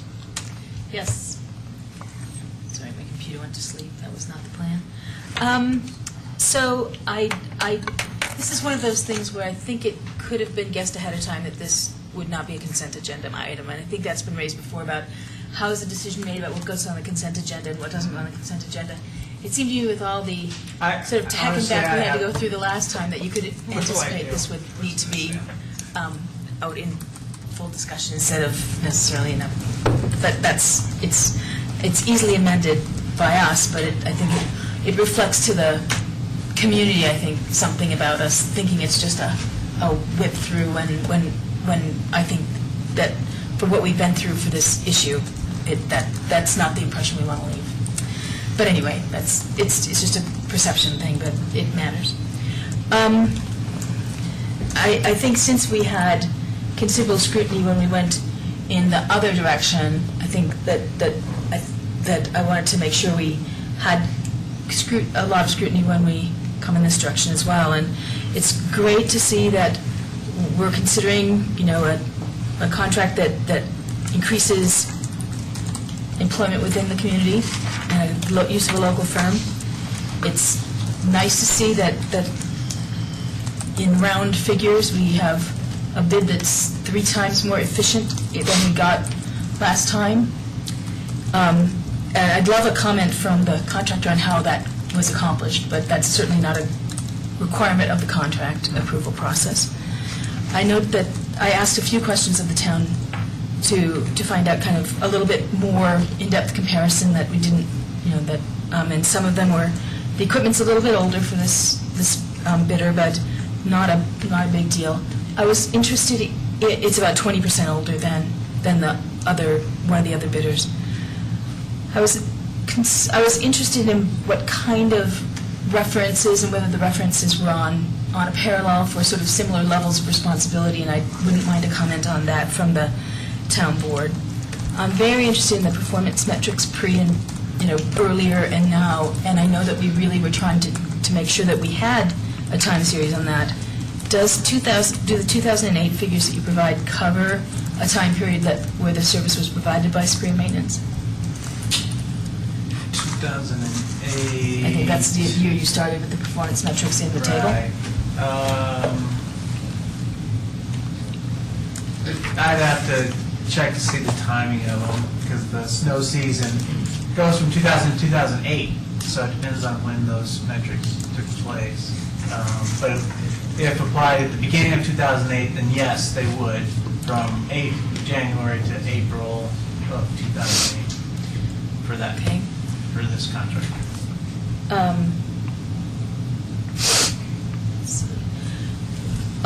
One of the, because I'd really like to make sure we're good on that.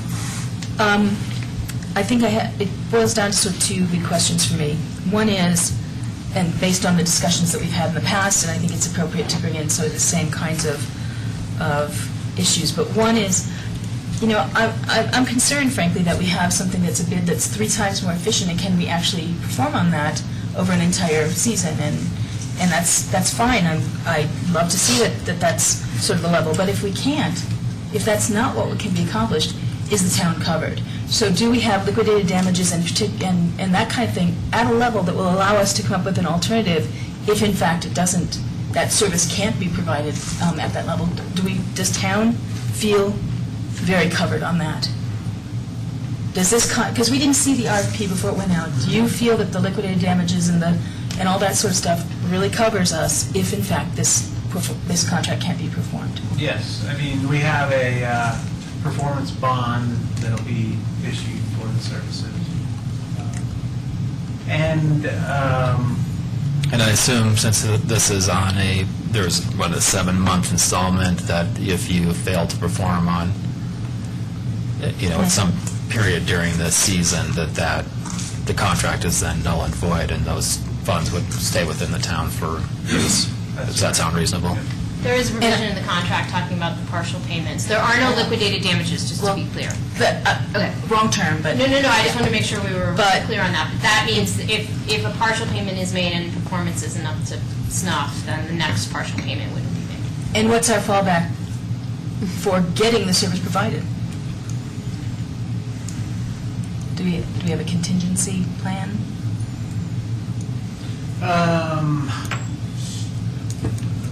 Yeah, Alex, why don't you come up there? Alex has been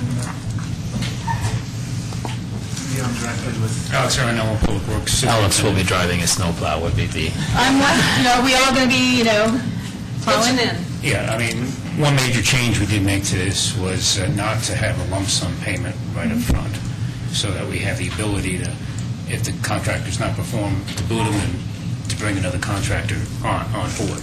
So there's that. And we have a performance bond that covers 6 months of the annual amount. So we have, that to call. Of course, it takes a while to recover those and go after the insurance company. I know, yeah. But our fallback would, we have reputable contractors out there that we would go to implement the service. At unknown rates. Right, yeah. I think it's a significant concern. And then one of the other issues I remember being beat to death when Mr. Rendell was here was the whole question of who makes the decision about when someone goes out, and what is the call, and what is the process of getting that word out, and that whole, it seemed like there was quite a little argument process that happened, and I was really concerned about that relationship, that clear chain of command. So can you tell me about the clear chain of command? And Alex can speak to this, but it's specifically stated in the scope of services how that, so why don't you go over that, Alex? Well, the contractor is required to monitor the weather and keep us informed about storms coming in, and we would have electronic communications or be in phone contact. And Public Works Superintendent, I assume it would be my choice to send them out to say, yes, go out and mobilize or start doing de-icing or whatever. There are other things in terms of the contract where the town manager would get involved if we have 2 feet of snow and we want to call in extra services for this. So town manager is involved in some of the larger events. For the smaller events, I'm monitoring, the weather with the contractor. We're in contact, in communication, and I'm telling them to go and start plowing. And the other one is the Bolton County Sheriff's Office deputies who are out in town, if they feel that an intersection or something is dangerous, that they can make that call as well. And, I read this, I just wanted verbal people standing behind what we're talking about here, and that people feel committed. So that's, to me, it's sort of an extra step beyond paper. Paper supersedes, but I want it clear. It's crystal clear to us. Yeah, exactly. Trustee Williams, I think you have a question? I have just a few questions. Is there a not-to-exceed price? Well, there's, I gave you the performance metrics that had the number of hours, the historic, so the hours range from, 1,000 hours to, like last year was only 500. So the board should be aware. I mean, I don't think you want us to stop plowing snow when our annual amount is exceeded. Alex, your hours are up. If we get any more storms, that's it, man. So I think we will be monitoring if we have, some seasons, we may come to the board in mid-year and say, it looks like we're going to overrun our budget, and what do you want us to do about it? So When was the last time we did that? I think it was probably in... No, it's happened before.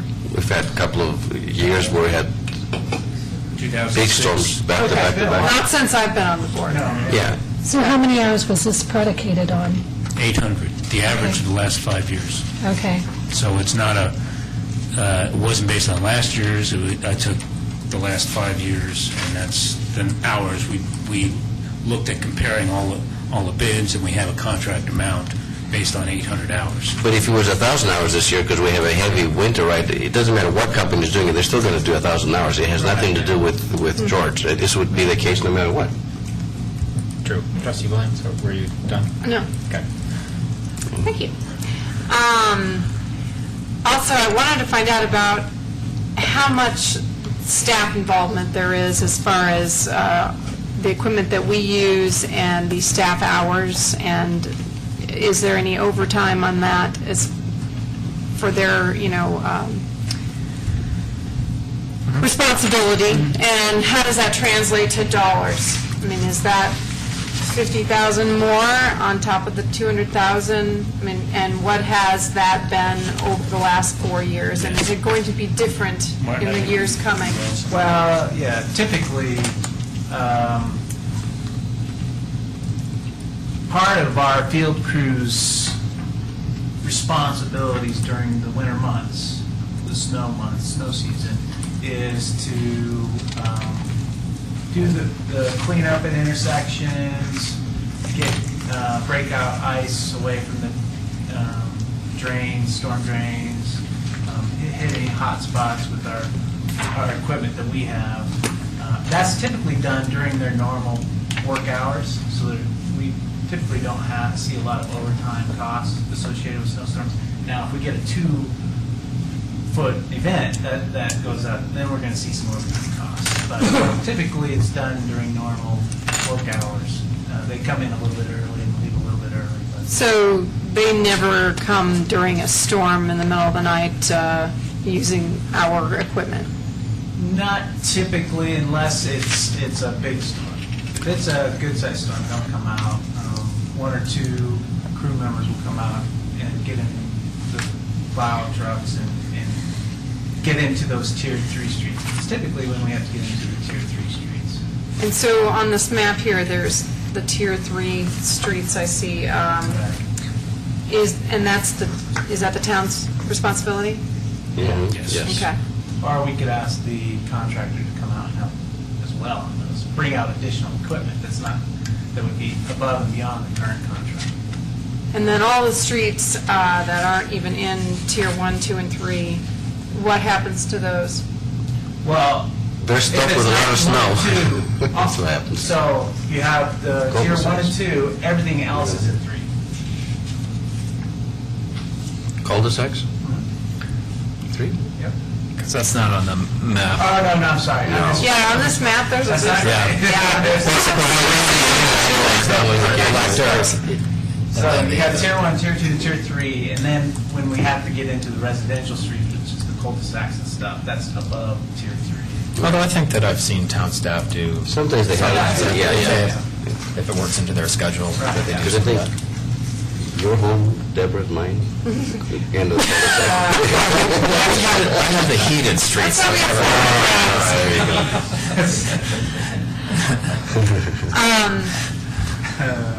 So I guess in the future, I would like to see, when we have a contract like this, just a translation of what we spend staff-wise, what we spend in-house, just to kind of give me a base on what we're spending along the way, what we did, before 2008, what we've done from 2008 till now, and what we're doing in the future. Just to get the true costs. Just for clarification, when you say spend, do you mean just work hours of staff, or are you talking? However you want to translate it. If it's, obviously it's work hours because they wouldn't be doing that. They would be doing something else. And unless not, they're just sitting in the office. No, we have plenty to do. That's what I'm thinking. And resources, the equipment, sand, de-icer, whatever. Just a bundle cost that,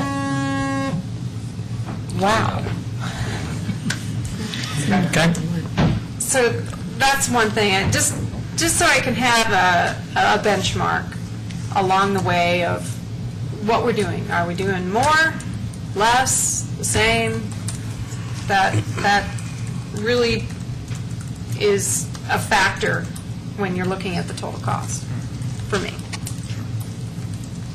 Jessica Gross. Yeah, I, for one, am delighted to see you get the contract again. Being here, you know this area inside and out.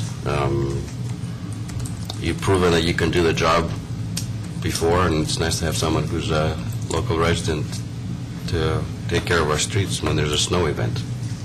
I'm glad he had a very competitive bid in, so I'll be waiting for it. Justice Gomez. So maybe one of the concerns I have is about how we determine satisfactory or not satisfactory performance. And there's a termination set of clauses, but is there?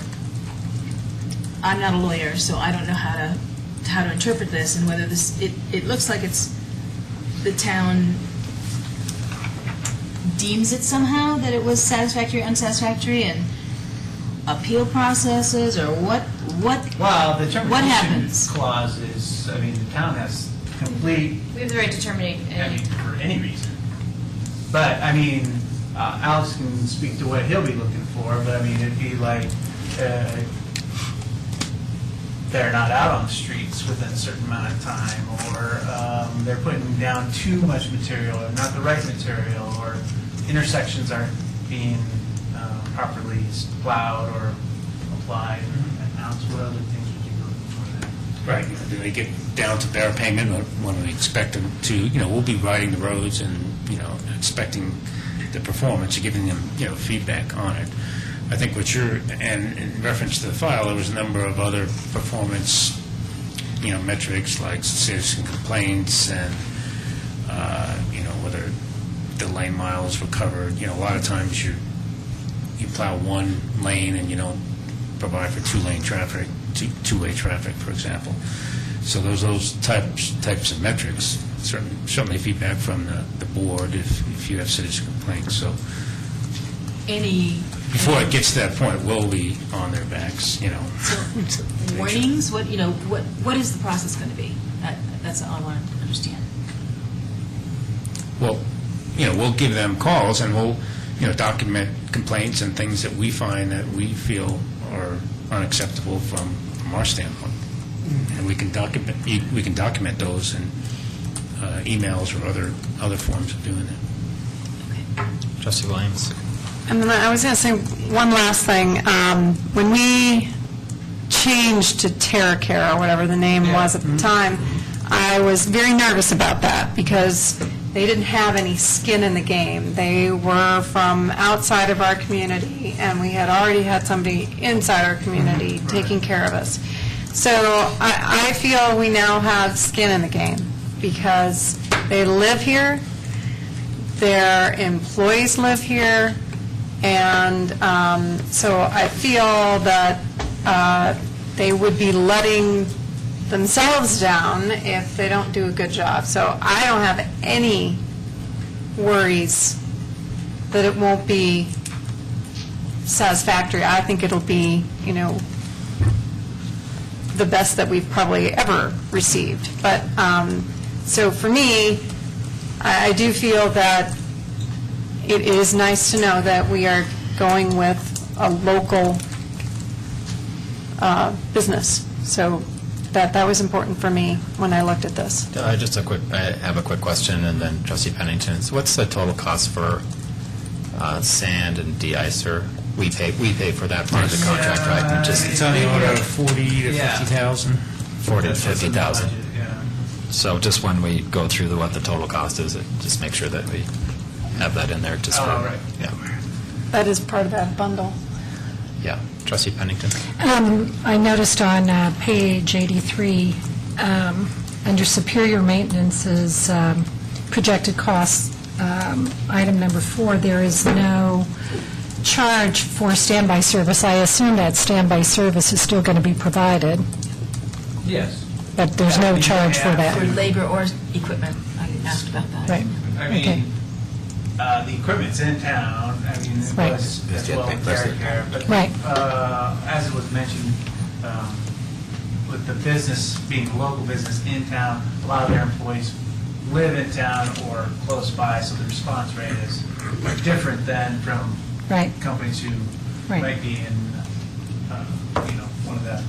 So I think those are some of the intangible benefits here of going local, and I'm willing to take that risk. What I'd like to do is go to page 97, which is the map Deborah referred to, and I'm just wondering why Indiana, especially south of Colton, is a Tier 2 rather than a Tier 1. If you look at the rest of the community on that map, everybody's got sort of a middle access to their community. Original town, Sagamore at least. Look at the yellow lines on that map. And Rock Creek Parkway provides the middle access to most of Rock Creek, but south of Colton, there is no middle access. And I'm wondering if, what's the process of moving Indiana, at least south of Colton, up to a Tier 1? And You mean a priority we one? didn't make any changes to the priority.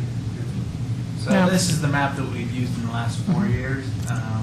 You see what I mean? I think people there need to have access within the community somehow through a central route.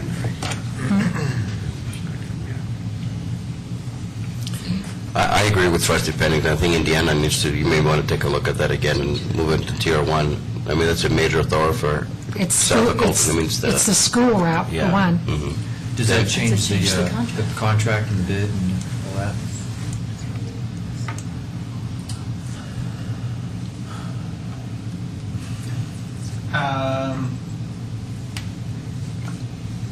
All I can say is we'd have to take a look at it and talk to Right.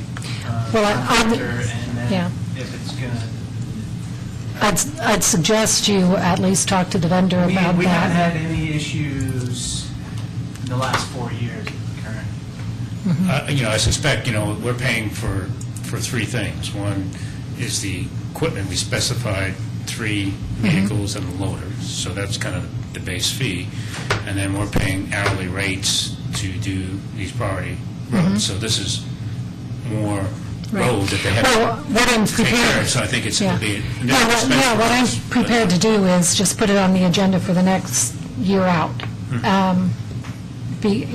When I saw this map, I thought, wow, we need to have some central access there as well. So, That's what it was before, so I didn't, we made some minor other changes. well, I'd just like it to be considered. So I think a discussion with the vendors in order, and if it raises rates, let's put it out for next year. Next year. And then I frankly am,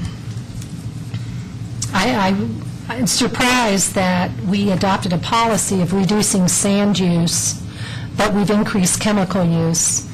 And as I understand it, it's because of the particulates in the air from sand. However, there is a long-term consequence of these chemicals we're putting on, too, in terms of degradation of driveways and roadways and everything through the mag sulfate or chloride or whatever it's officially called. So can you just speak to Well, sand versus I chemicals? think that's an issue that maybe we can research over the coming year, and I can get better informed on that, because I agree there's some impacts with the chemicals, but we're under probably some strict environmental issues with the air quality. I'm also wondering if the chemicals are responsible for some of the loss of plants along, in medians and whatnot, close to where the chemicals are distributed. So anyway, those are just long-term policy things I'd sort of like to have an answer for next time around. Trustee Williams and then Trustee Gregorius. Actually, he's first. Trustee Gregorius and then Trustee Williams. So just to piggyback on some of the comments trustees have said, I agree with Deborah. Knowing that you're here, I don't know where the owner of TerraCare lives, but I know where you live. If we get trapped in our home, I know who to call to rescue us. That's the one good news. As far as south of Colton is concerned, though, I think it just makes sense that Indiana would probably need to move up to Tier 1. We don't have it in this year's I still want to vote on this and pass this resolution tonight, but we certainly should explore that for next year. But why wouldn't you include Indiana north of Colton? Only if it changes the fee structure tonight. I'm sorry? Say that again? I'm sorry, Andrew, I didn't mean to step in. No, go ahead, yeah. Why wouldn't we include Indiana north of Colton as well? Because that's a heavily used road for going to... I actually would. I think it makes sense on the map. So I'd like to put a spin on that. Trustee Williams. I think the entire amount of Indiana should be done, and for a different reason, because there are schools that are off of Indiana. And when that traffic hits, and it's very slippery, whether it's in front of Indiana, or, in front of El Dorado K through 8, or in front of Superior Elementary. So for me, that would be my issue, not... I understand Trustee Pennington's issue that south of Colton needs a thoroughfare that is a priority one, but I also feel that the schools need to be a priority one, where they are located on that street. So that's where I'm standing. Okay. Any public comment regarding this particular issue? Anything from the contractor? Any additional questions from the board? Trustee Skumats?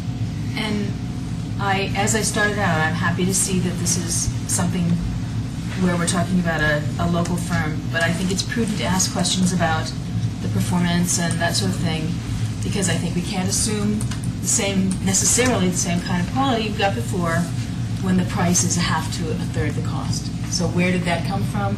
I think to me that makes it something worth questioning. So if there is no further questions, I'll entertain a motion. Trustee I'd like Gregorius. to make a motion to approve Town of Superior Resolution Number R-57, Series 2012. The resolution of the Board of Trustees of the Town of Superior approving an agreement for professional services with Superior Salvage and Maintenance, LLC, for snow removal and ice control services. Motion by Trustee Gregorius. Is there a second? Trustee Williams, any comments? My comment is that I think that this shows that our process works, that we go out and we do this every 4 years. I don't want to slight the current the potential contractor here. I think TerraCare did a great job. Yeah, they did. And I think they should be congratulated for doing a great job. But we've come around, this is 4 years, we get a better bid. I think that, I feel very confident with the quality that we'll receive, and I thus am very in favor of moving forward with this. So with that, we have a motion and a second. Trustee Just a Hanson. comment, yeah. I agree with Trustee Skumatz that we should have performance metrics on every contractor that we have in town, but I'm also delighted that we're keeping this business in town, and I really like the response times that hopefully will be as good or better. And the sharpened pencil. And the Sharpened pencil. sharpened pencils, yes, of course. So with that, Phyllis? Williams? Yes. Skumatz? Yes. Pennington? Yes. Buckles? Yes. Hanson? Yes. Gregorius? Yes. Great, thanks very much. That brings us to item number 8, discussion and motion regarding design of the US 36 McCaslin interchange and consideration of support for Davidson Mesa Underpass and McCaslin Underpass and US 36 bikeway connections. Mr. Magley. Thank you, Mayor. Alex Arnell has a presentation for the board. The board had requested that the McCaslin Underpass come before a regular meeting for review and consideration, and we thought it was a good opportunity to talk about what Alex mainly has been able to put together as far as the bikeway connection from the Davidson Mesa proposed underpass to our park and ride. And then also the discussion with regard to the Davidson Mesa underpass that's being proposed. So I think Alex will go through his presentation, give the updates, and then we can have more discussion.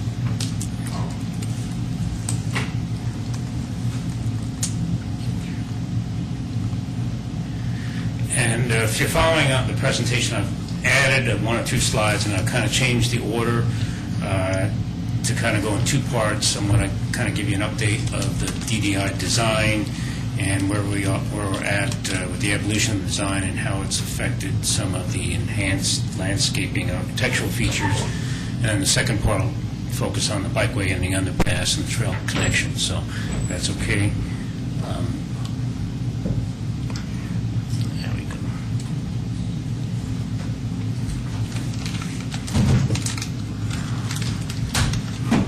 And Alex, as an aside,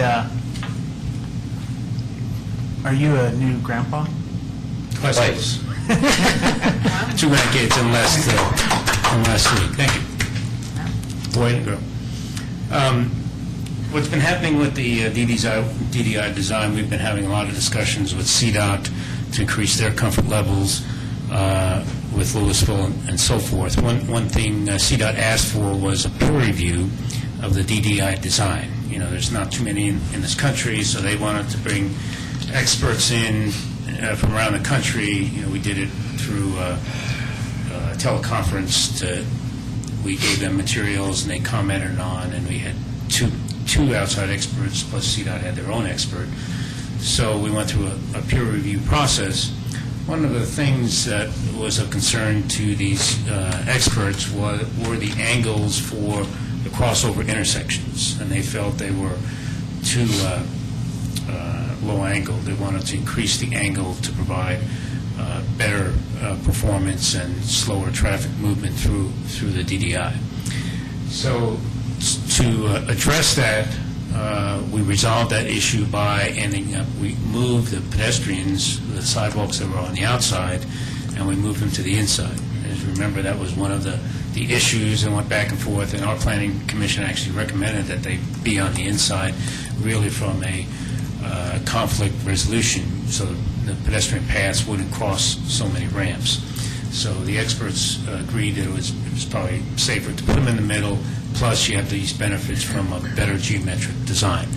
So when we did that, then we talked about the environment for the pedestrians in the middle of the bridge, and that led to some discussions about architectural elements, which led to this design for dual architectural arch design, which I'll present to you here. So to just get back to the crossovers, so this angle became, I guess, steep, more, it was low angle before, we kind of increased the angle and made this a better intersection, especially from the peer reviews that had seen these operations in other locations. So that was what was happening there. So we talked about the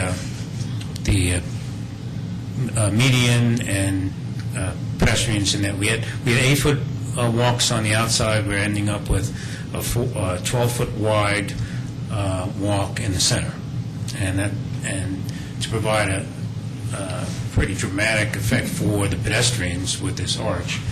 And the consultants came up with the arch design that really mimics the RTD bridge arch. This is very similar in concept in terms of the geometrics. It's 38 feet high, and it spans about 220 feet, which is about 10 feet short of what the RTD bridge spans and about a foot short. So the actual shape is very similar to what the RTD bridge shape is. So what does this look like? They're calling this basket handles or purse handles. So you have two arches like the RTD bridge that come together at the center. They're anchored actually off the bridge. We did not want to increase the weight that the bridge was actually going to carry.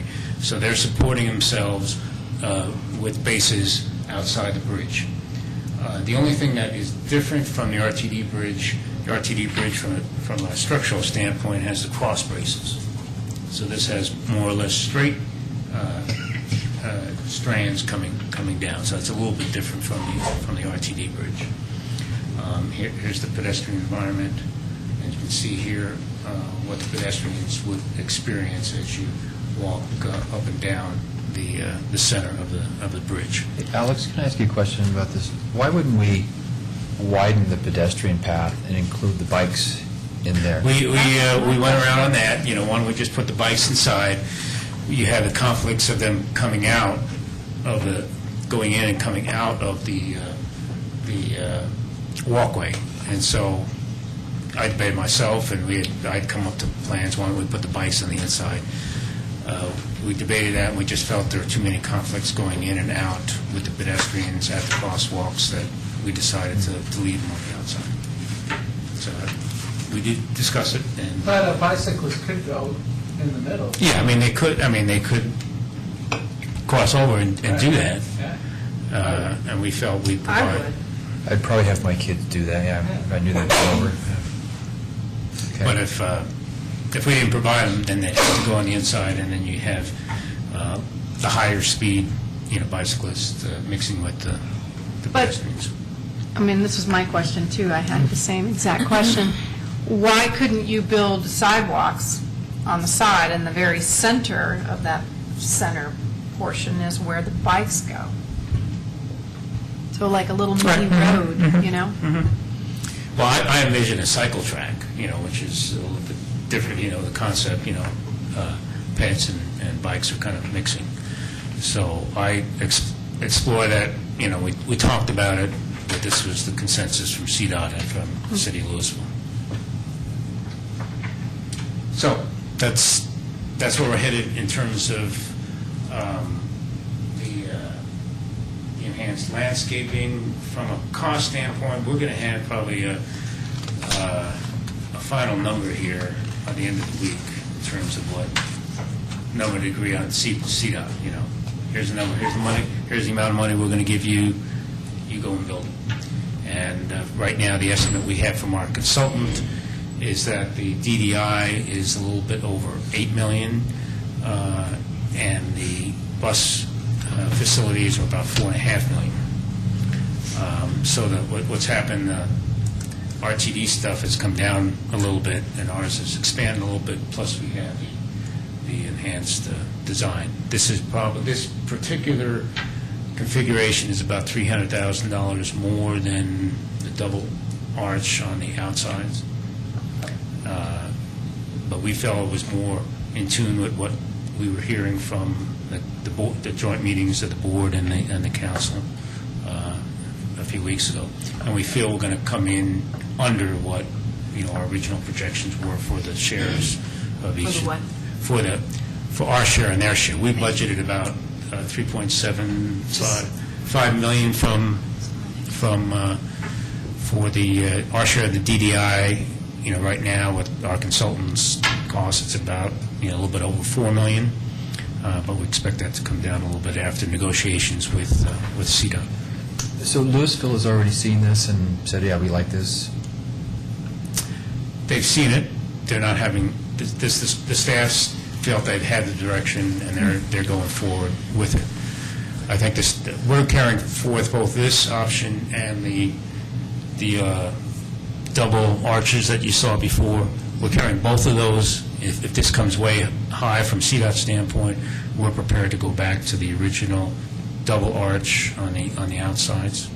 So we're carrying forth two of them, but we feel this will come in under the cost that we've been talking about. The two boards.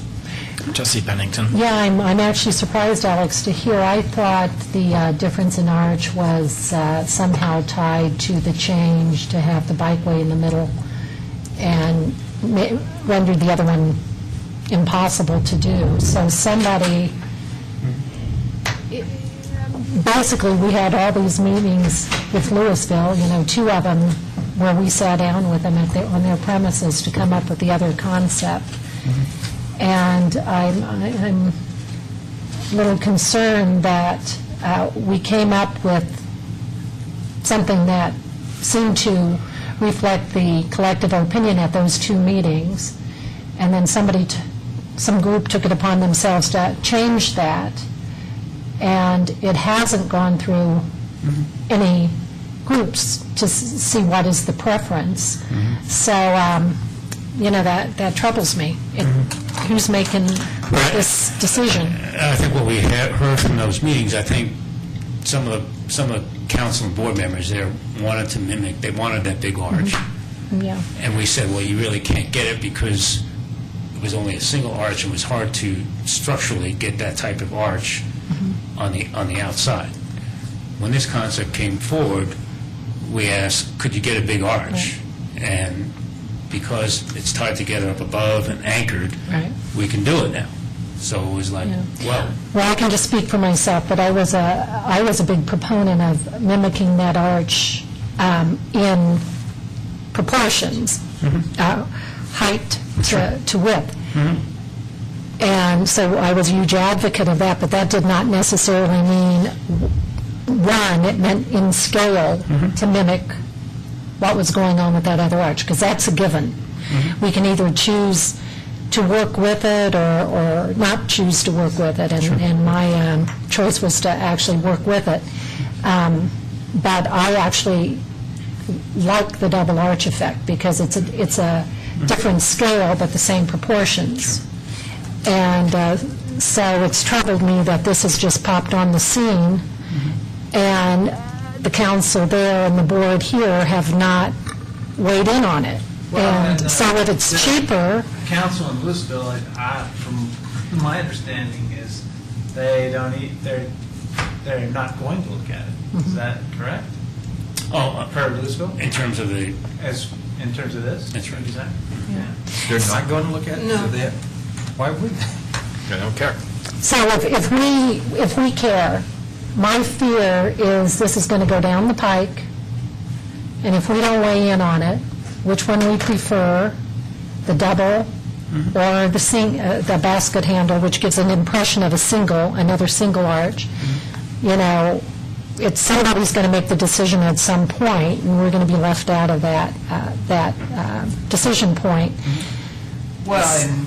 Whatever the board's preference is, that is the preference we will relay. Yeah, but I'm not prepared. I would, if I were asked to make a decision tonight, I would need to see the double treatment up against this treatment, up against the current arch to see which one is better. So I can't make that decision tonight, but intuitively, I still believe I prefer the double arch approach, not the basket handle. Trustee Williams. Actually, I prefer this one for a number of reasons. One, even though we did not get that taller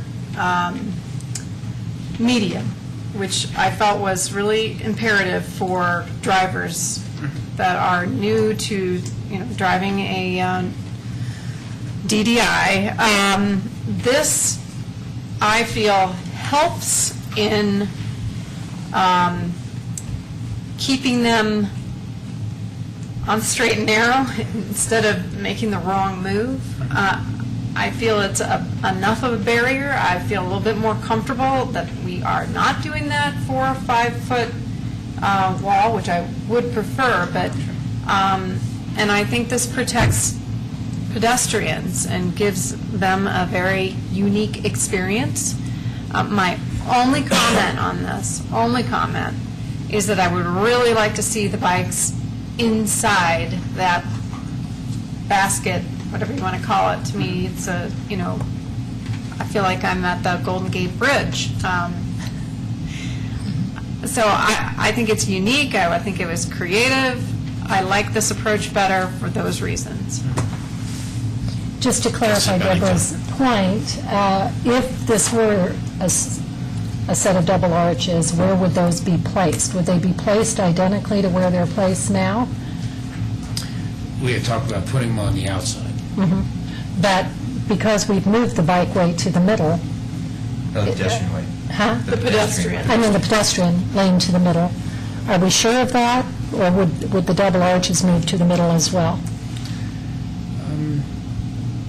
No. I'm sort of not seeing how... The issue we have with that is how to anchor it. Correct. Where you put the center, put the double Right. arch at something anchored. I agree. And before, when we're adding the girders on the outside, so we can design those to carry more weight, and so that's why they were going to go on the outside and be on the piers, and we design it there.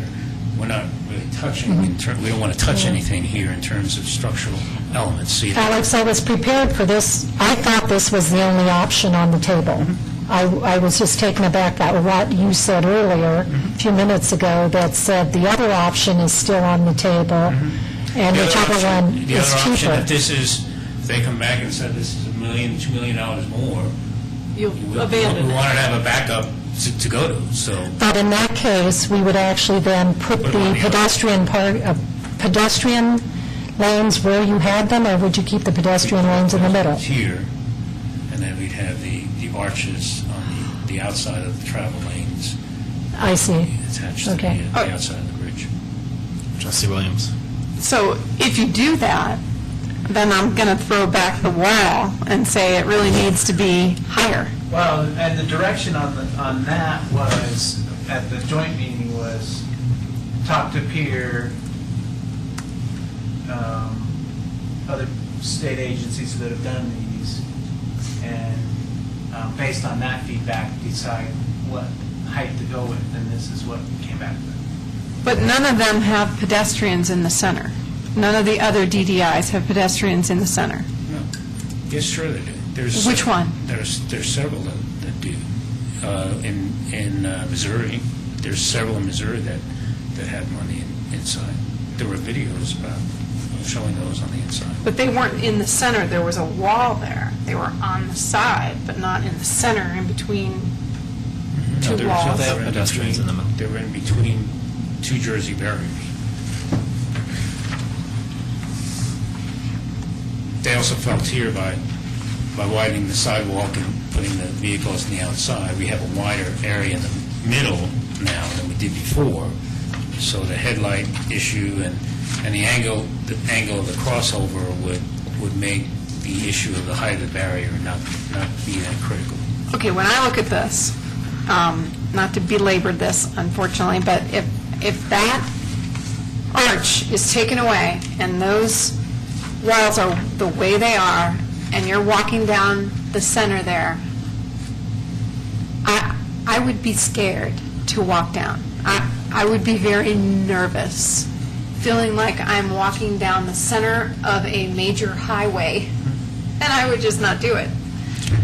Alex, I is there can't believe I'm no, not the only one. is there no height there? I'm seeing those shadows to show that they're 3 blocks high. That 3 it's- feet. Up to the bicyclist's 36 hip, inches. so. Is it 36 Yeah. or Or 30? 30 inches. Yeah. 30, it's supposed to be 30. So it's raised, that walkway is raised.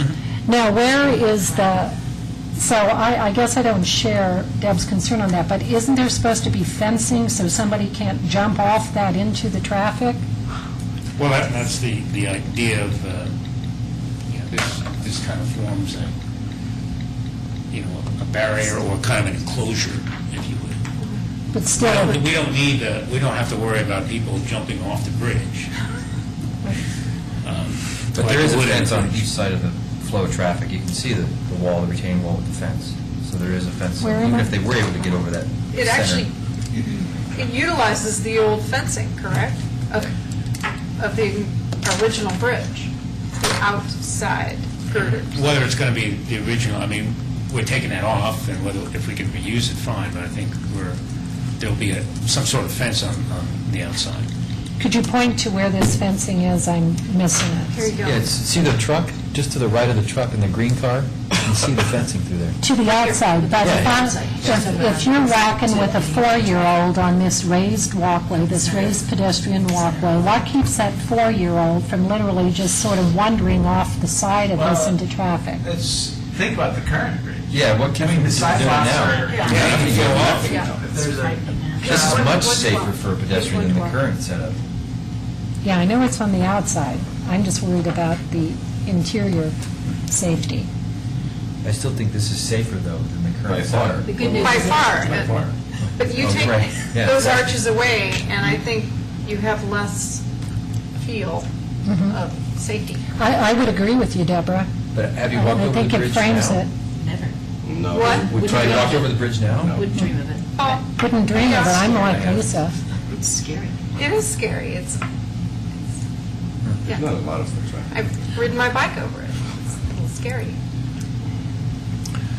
Justice Gomez. So I have only one small comment, which is it says, there's CDOT's requested some stuff to be be an option and that sort of stuff, but because I'm worried about price, because I'm worried about trade-offs, I would like to see the RFP show the arch of any kind as a separate line item so we can see whether it makes sense to go forward or not. I wouldn't like to see it buried in the entire bid. I'd like to make sure there's a line item for that so that we can make an informed decision based on price. I agree trade-offs. with that. Because I was opposed to having the arch at all, because it doesn't serve any purpose other than aesthetics. So to spend several $100,000 more for something like that, it doesn't make sense to me. There's several overpasses throughout the Denver area that have really nice look to them, and they don't have arches. There's one on I-70 going out to DIA that's just, it looks really good, and there's no arches on it. There's just some nice Art Deco stuff on the side. Yeah, exactly. In the So, concrete. Yeah. So I agree with that. I'd like to see that too. Yeah, I'd actually like to see it as well, but you also then have to add in the alternative. The alternative isn't to use the current fencing, I would hope, but the alternative would be some less expensive alternative, like you said, Art Deco or something. So then there would have to be a less expensive alternative as an option as well. Just from what's happening now, we're going back and trying to refine the quantities and get CDOT comfortable with the funds that the two entities are going to provide to them. And the CDOT would like to have all this in the base, because all the things are, especially the DDI, to separate traffic control. A lot of things connected with DI is very, very difficult. Maybe the arch is not as difficult, but again, it's in the base and so forth. So from where Louisville's standpoint, where they're coming from is, we're going to negotiate for this, if we can get it into the funding levels that the board, the two council and board have agreed upon. That's how they want to proceed. If this comes way over, if it's 15 million versus 11 million, you've got to cut somewhere, they would cut this. So that's where they're coming from. And I get your preference. I'm not saying it can't be included, it just needs to be line item. That's all. Trustee Williams. I agree on that, and I never like spending more than we have to. However, we did meet with Louisville, and we did come to a consensus between both councils, ours and theirs, and to be changing the design, I don't think is actually in 100% our place. But this is a complete change in Exactly. design. I know, but this is not our proposal. And this isn't saying we would change the design, it's saying let's be informed about the cost of that design. I'm totally on board with that, completely. I agree with that. But if we end up nixing it because the price is higher than we had expected, I guess. but yet within the purview of what both boards agreed on, then I have a problem with that. I guess what we're hoping is that we come back, we told you it was going to be 3.75. You're going to get this for 3.75. Is that a problem? Or do we have to go back and see if we can get down to 3.5? If 3 million of that is these arch stuff, I guess it would. Yeah. As an extreme example. That is, yes. So I'm just saying, Right. I can't tell you right now until I see what the ratio is. And I can't tell you what the various components of this is going to cost. We're not going to get line item breakdowns. You can ask for line item breakdowns in your bid. They gave No, us something. we're not going to get. Didn't they? We're not going to get bids. They're going to get. It's a design They're going to build. give us a price. And there's design, there's the contractor, and there's financing. So they're basically getting a stream of payments that they're going to make in the future. You don't know what all these things are going to cost. From CDOT's going to agree to take our money and implement this design. And so we agreed that we would split the 7 or 8 million, whatever it is, and maybe we should have a not to exceed, but if it turns out to be that portion is 15 million, then yes, we should be going back to the Right. table. We'll But if it's 7 or 7.5 or 7 3/4 or 8, I don't think we should be nitpicking the design to save a few $100 or $100,000 or unless Sounds it's. like nearly $1 million. We knew that, though. We knew that going in when we had the council meeting. Well, Both councils They knew gave us that. a range. There was $1 million for something like $1 million for this type arch, and then it was $700,000 if you wanted this type of arch. Did I remember that correctly? And that's- Yeah, and what Something was- similar. What was agreed to at that meeting was not to exceed 500,000. Right.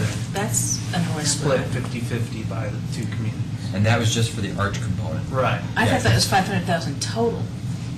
Right, split 50/50 between So the two. more like 250 each, right. So now you're talking about adding 300,000 or more to get this type of an arch as opposed to the other type of arch.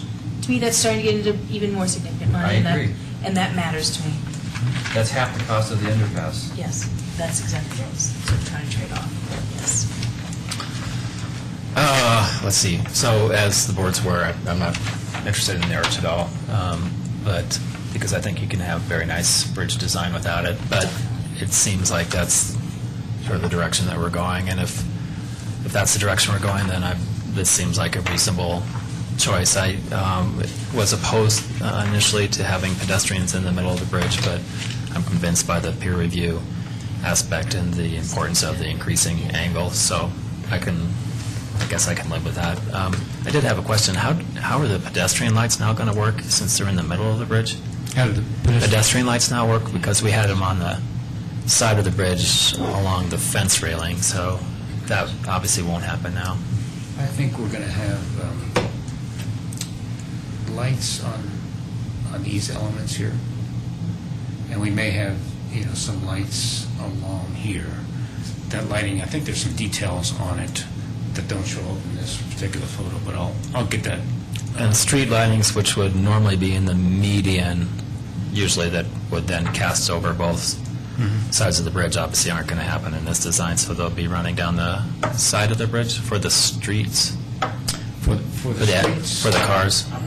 Well, yeah, they'll probably be at each end. I'm not sure if we'll have any right on the center. Okay. So how does the board wish to proceed here?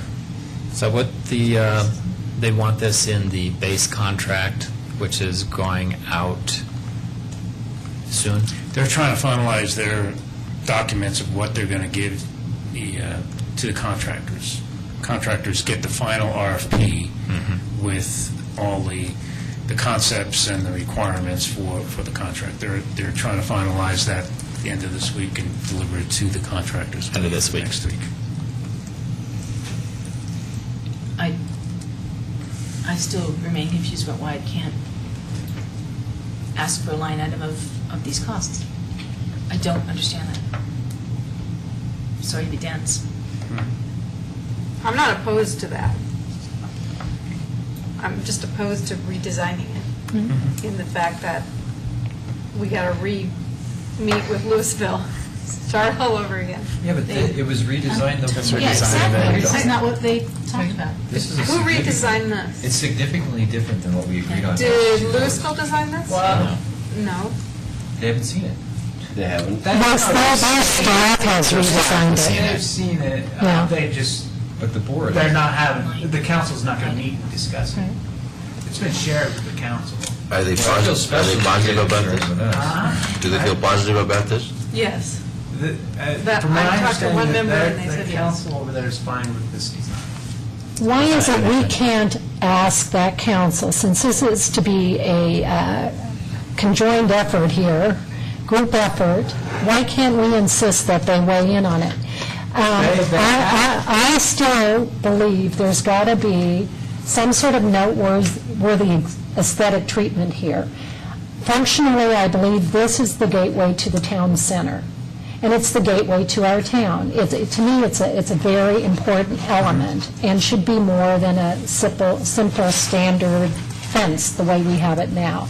And I think this is a once-in-a-lifetime opportunity to do that. But they have fundamentally changed this. If you'll recall, we had the double arches, we had some mining-themed lamps to give it a cozy, hometown, welcoming feel. It's a material difference, and I don't understand why it is we can't have that board at their next Tuesday meeting weigh in on it, saying they wholeheartedly support this change, so we can hear from them, or have another joint meeting on it. It's a huge expenditure, and as the board I don't remembers- understand their reluctance. As the board remembers, we did ask them to have a joint meeting, and they said that they weren't interested. Right.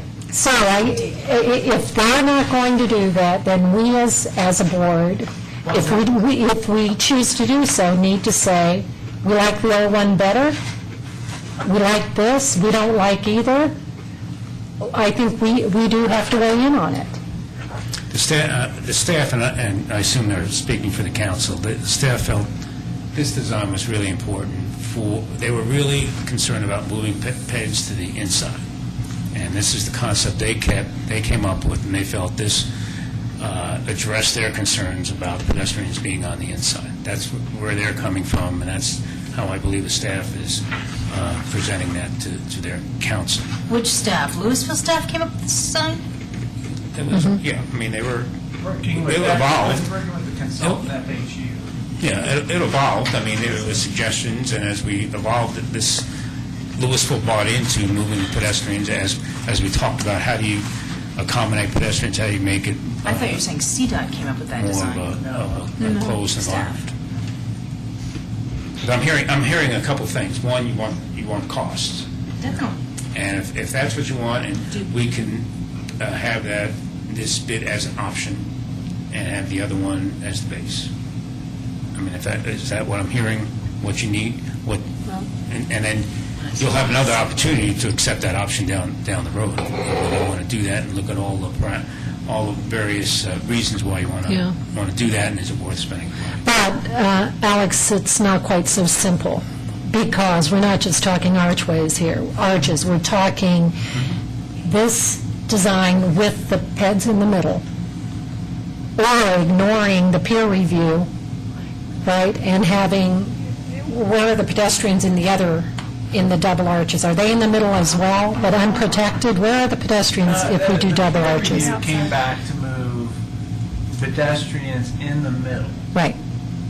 That, Now, the arches can go on the outside or the inside. That's not out of here. Yeah, I'm not hearing from Alex that the double No, ones are no. intended to go to the inside. If you say put the pedestrians on the outside, CDOT will probably Say say, no. wait a minute. Right. We went through our peer reviewers, this is what they recommended, Right. everybody bought up on it, we're not going to go back. So to Deborah's point, this visually seems to protect pedestrians. If we go with the first design, and that the arch is on the outside, what does this pedestrian, center pedestrian walkway look like? Well, it would be what you saw here. You'd have Without- two- you'd have With the two nothing first barriers. to delineate it or anything like that? Except a 3-foot wall.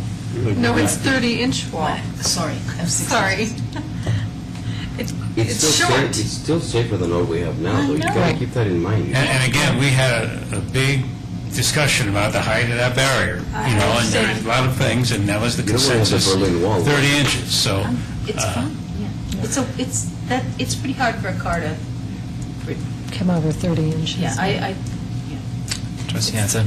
So, Alex, the cost difference, if we take the arches out on either design, the design that we all agreed on is 2 boards, and this one, take the arches out, is there an increase in cost from moving the pedestrians from the outside to the inside? Or is it the same? It's the same. So it's just the same. But you said earlier, though, that this arch design here might add $300,000 more to the cost. Is that correct? Yeah, so I think that if we took that back to Louisville, there was a few Louisville council members that were saying, no, we're not spending any more than $500,000. And I think that they would nix this. Right, and their staff is saying, all right, let's run both of those through CDOT, come to a price, and if we can get this for what we told the council that they were going to spend, Okay. they think they have it sold. If we have to go back and ask for more, they're willing to go back to the double arches on the outside. We can get rid of the arches, but I'm telling you, with nothing but these little teeny short walls. They're not teeny. You know how tall 30 inches is? They're not teeny. It's roughly the height of that chair rail. Yeah, so you're going to walk down the middle of a road, cars coming, and you're walking down the center of the road with these short barriers. If it was the middle of 36, Highway 36, then I would say, you know what, that's not enough protection. But going over there, one, it's safer than it is now. And it's honestly, 30 miles an hour. how many pedestrians do you ever see crossing that bridge? There are very few people there to begin with. Well, this would attract. Well, we're trying to promote pedestrian safety here. Okay, Just keep the kids in. Are we voting anything tonight, or we're just? Well, we'd like to get some direction. well, so what's, go ahead. So I would say what trustee Skumatz had said earlier, let's break it out, because that's the first concern. If this is going to cost more than that, then it's a no-go. But as far as the arches go, I agree with Deb that was the 2 boards agreed on having arches. Not all of us did, some of them did, or most of them did. So. I mean, the arches can't go. That was the whole idea of having them. So the majority of both boards agree that the arches are a fundamental aesthetic in aspect. So. Can I, one more question about this. I wish we could see a wider view of this, because it looks like it's going to be funny with the handle Yeah. in the middle. Pictures? Just one. Is that the same one, what you're showing us there? The one at the top? Yeah, that's the same one. But it's You don't get the interior full to the effect of that. bridge, If you were not to on look the outside. going over, and you can see, Highway 36 down on each side, and then look at that, you're going to, it is going to look like 2 handles. It's just going to look odd to me. And Like what the RTD bridge is right now. So at some point, you see one, but as you go through. But the RTD bridge has, isn't the arches on the outside? It's not right in the center like this would be. But it's the same width. I mean, it's basically the same width coming up. But you're right, this is in the middle, so you're not going to see as much, you lose perspective as you go under. Yeah. So board request is that, let's see, are we generally okay with the pedestrians being in the middle? Yes. I Provided am. there is a very, very safe buffer. There is a safe buffer. No. With a safe buffer. Yeah, but So pedestrians in the middle with a safe, safe let's buffer. And that, well, not all of us agree that the arch will remain in this, but we do want to see the cost associated with that, so that if it's $1.25 million for an arch, which doesn't sound like it will be, that the board is not going to be interested in paying for that. That sound fair? Fair. How many people are in favor of an arch? Any? We don't need to go there. Why can't we go there? Well, I think the collective towns, the two towns have gone there, and, but if you fundamentally change it, I think it opens up the whole thing for reconsideration. Well, so I think we have enough time, because they're going to get back to us with a price or schedule of payments or whatever it is, and both sides can, and we'll see what the cost is associated with the arch, and then both boards are going to have to sign off on that individually. And let's look at this. Let's not be the ones to hold this up. Okay? Do you know what I'm saying? You totally understand where I'm coming from. Let's not be the ones that are holding it up. Okay. All right. So, action item number A. B? Okay. The other issue we're really here for is the underpass and the bike and the trail connections. I just want to give you kind of some background on where the environmental impact statement was in terms of bikeways, what was included in Phase 2, and then how it's been changing. As you recall, this was a graphic that came out of the environmental impact statement. And going farther back, you know, when we had a major investment study, we always talked about a bikeway along US 36. Where it should go has been, you know, debated, you know, north side, south side, and so forth. And that this was a graphic out of the EIS, and the purple line here is the bikeway going on the north side. This is Dyer Road, and as you come approaching the bus stop on the north side, it would somehow make it through there, you know, going through the parking lot. This is all schematic. But interesting to note, there was an underpass as a potential concept under Caslin, and then going on down to crossing at Coal Creek.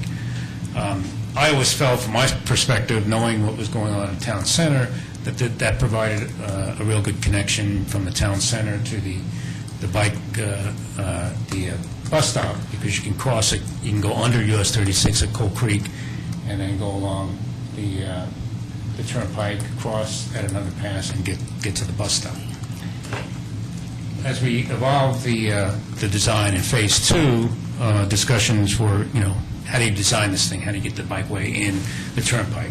So this was what was designed. The bikeway was still on the north side of US 36, so this would be new.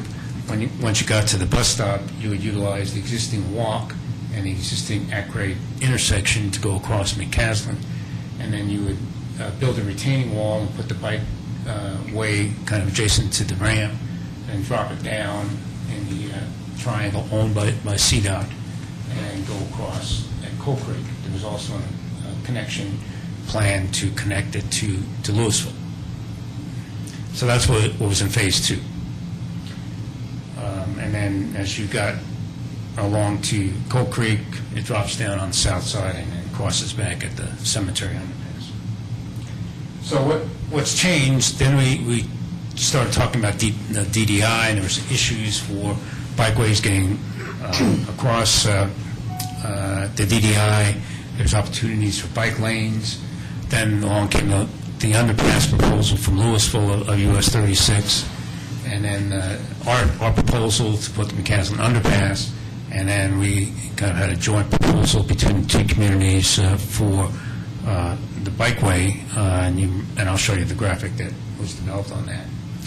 Some of the issues we had with the DDI is, you know, we're relocating the walk. We have a new walk here, but then for bicyclists to come back here and then go through the DDI, Louisville felt was problematic. They were also, they're going to be rebuilding this ramp, so now they're back farther, if we put it on this side, they're closer to the hotels, and we have embankments and other things that are happening.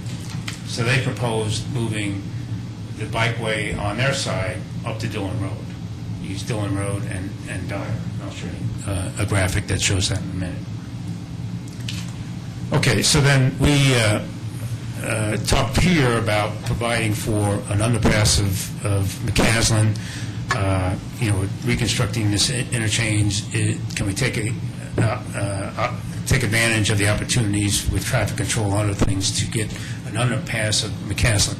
That's always been an issue for us in terms of getting pedestrians across McCaslin in this area, because they're going through the busiest intersection in town right now, Marshall and McCaslin, and to get it through here, any pedestrians crossing on that north leg, just really messes with our traffic signal, cycle lengths, and so forth. So there's some real issues. We proposed, or the mayor suggested, going diagonally across, but we have detention ponds on either side, and that was going to be real expensive and really hard to get it through there. So we looked at grades, and we found that this particular location worked real well in terms of the grades, because you're going up to the bridge. You have a grade differential between Brakes Plus and the bridge, so you could get, from a grade standpoint, you can get an underpass in that would work from a bike ped standpoint. This is the length of the bridge, but we were planning on making it open, 19 or 20 feet wide, even though you only have a 10 or 12-foot bikeway, to provide kind of a wider, opener area underneath, similar to what was built at Foothills and Arapahoe. Just show you an aerial of how this gets through here. The underpass would be about in this location. Here's Brakes Plus and Old Chicago. So you can see the grade differential. It's about 10 feet between going up the bridge and a parking lot down here. And I felt that maybe we could sneak the trail behind Superior Plaza, come either on this side or that side of our lift station, and then build a trail along US 36 to the regional trail. So that's how it comes on this side. This ramp gets relocated further to the north, so we would connect to the existing sidewalk that exists now behind Chuck E. Cheese, and then use that to get to the park and ride. There are some challenges getting through the park and ride. Once you get through there, then there's a possibility of using this area here. There's rights of way between the actual physical lanes of US 36 and Marshall, building a trail getting to the underpass. What that does is now we provide a bikeway connection that's separated from vehicles from Cold Creek Trail to the underpass, and we essentially have the bikeway on our side as well as on their side. And we have connections from Superior Town Center that's planned for this to get connections to the marketplace and to the bus stop. So in concept, this is the area we're talking about in terms of the underpass, connection to Cold Creek Trail, the connection up to the park and ride, and then if we get this link built to the underpass, we essentially have the bikeway connection really now starting to work for Superior. I'm concerned with this. This is Louisville's proposal now to move the bikeway off of US 36 on their side along Dyer, use Dillon Road, widen the sidewalks along Dillon Road, and then swing it back to Cold Creek Trail. To me, that doesn't work very well from Superior's standpoint versus what this could do. So I think we could use both. Phase 2 would be making these improvements. If we have the underpass, then we're talking about, well, how do we get some of the other improvements? This is the underpass you're familiar with up by Davis Mesa that Louisville's proposed, and a connection to Marshall. They provided us with this graphic of their concept of how the underpass links the trail systems this extensive trail system on their side, they would be willing to use a portion of their property, their sewer plant property, to water treatment, I'm sorry, water treatment, to get a connection to the Mayhoff or Single Tree as one potential connection, or to use the old railroad grade on this side. So They would put that in? Louisville would put that in? I think they would ask for county funding.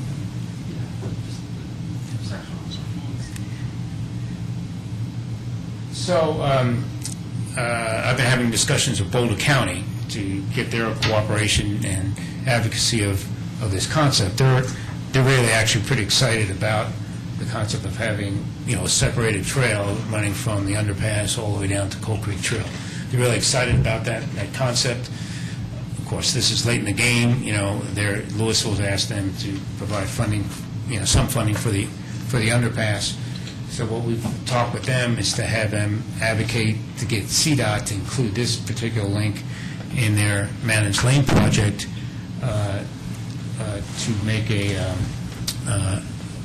approved crossing here, maybe with Refuge Island and with flashing lights, or Hawk Signal, something that makes this a little bit safer than dumping off on the curb here. So this is the concept we've been talking with the county. The county is providing $1.3 million to the HPTE for bikeways, and they're going to ask them to use some of those funds for this link as well as for the underpass. So from Alex, so I can understand, is that building down there at the right, the white, Costco. is that Costco? Yes. Okay. And then what is this trail right here? This is the ditch, I think. Oh, okay. And that's the. It's part of that dirty Bismarck 17-mile single-track trail for biking. Which one? This is right there? It is? No? No, not right there, up higher. What you see there, I think, is the ditch as well as the old railroad, which is the green thing. This is the community ditch. This is the old railroad bed. It may offer single tree roads around through here, down a little.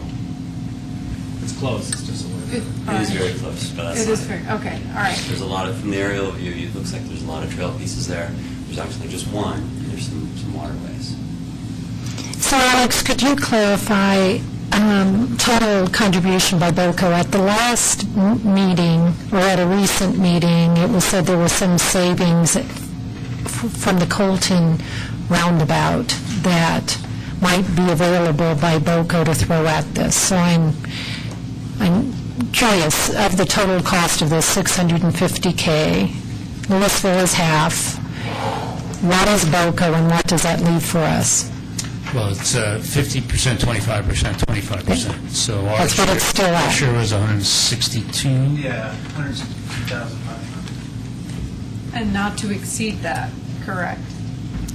Yes.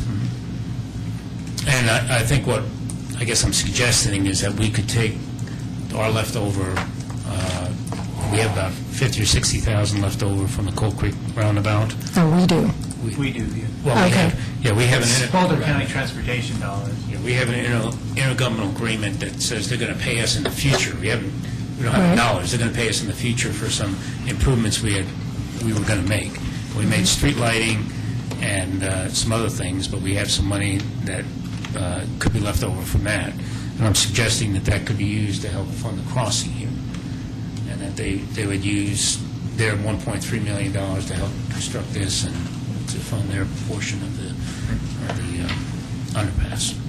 So when I had interpreted in the meeting cover memo that BOCO was going to supply the safe crossing across Marshall, was I incorrect in that interpretation? Well, after, the discussions I have with them, we would bring, there's money that's there. We would actually apply that money towards that. And do this. Okay. And they think that, once this is built, the underpass is built, our underpass is built, that there's missing links here, and there's multimodal, there's multi-jurisdictional, and that's the types of projects that Dr. Cog would tend to get involved in and support. So once we get some of these things done, they would support us in a DRCOG application to get the rest of this built.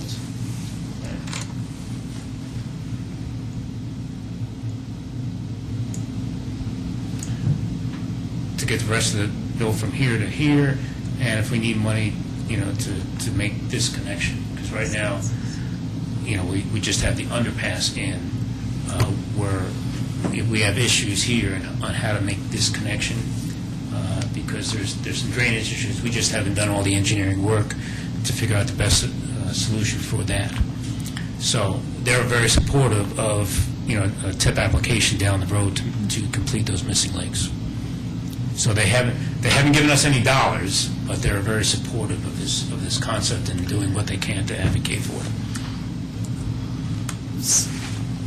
So, thank you. How much do we have in the Superior Metropolitan Interchange District? How much? Fund balance right now is about close to $5 million. And of all of these projects we have here, what can't we use for the SMID fund? What are we not allowed to use for the SMID fund? Probably the trail connection on the east side from the Coal Creek underpass to the interchange. The brown? With that right there. Right there. Yeah. That's the only portion of all of this that we would not be able to use with SMID funds.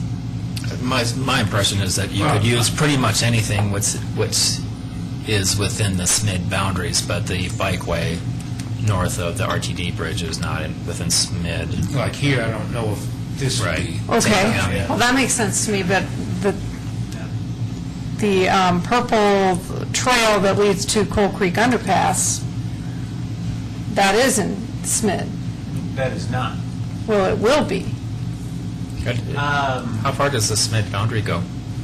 Well, the Superior Plaza development is not included in SMID. The town center properties will be. All right. Okay, so Got the it. small section. Very small. Okay. Fair enough. Okay. And you didn't ask, how much is this going to cost? We just got an estimate from our consultant, and it's just under $1 million for the underpass itself. Okay. And I think I represented that All right. this whole thing would be Yeah. $1 million. So we got the cost. This is about $1 million. This was very expensive because we had two 60-inch pipes, and their solution was to pipe they would have to pipe the ditch. There's a ditch and a drainage area there, and they proposed to put all that drainage in two 60-inch pipes, which is very expensive to do. And so we need to do more engineering to see if there's another solution for getting that trail in this location. And is there any hope that this would make it through the TIP process in time for construction for bike stuff? I mean, it's different than a road. Does anybody have an idea? Well, I'm trying to think. We just missed that last TIP cycle, so probably not for another year. So, Yeah.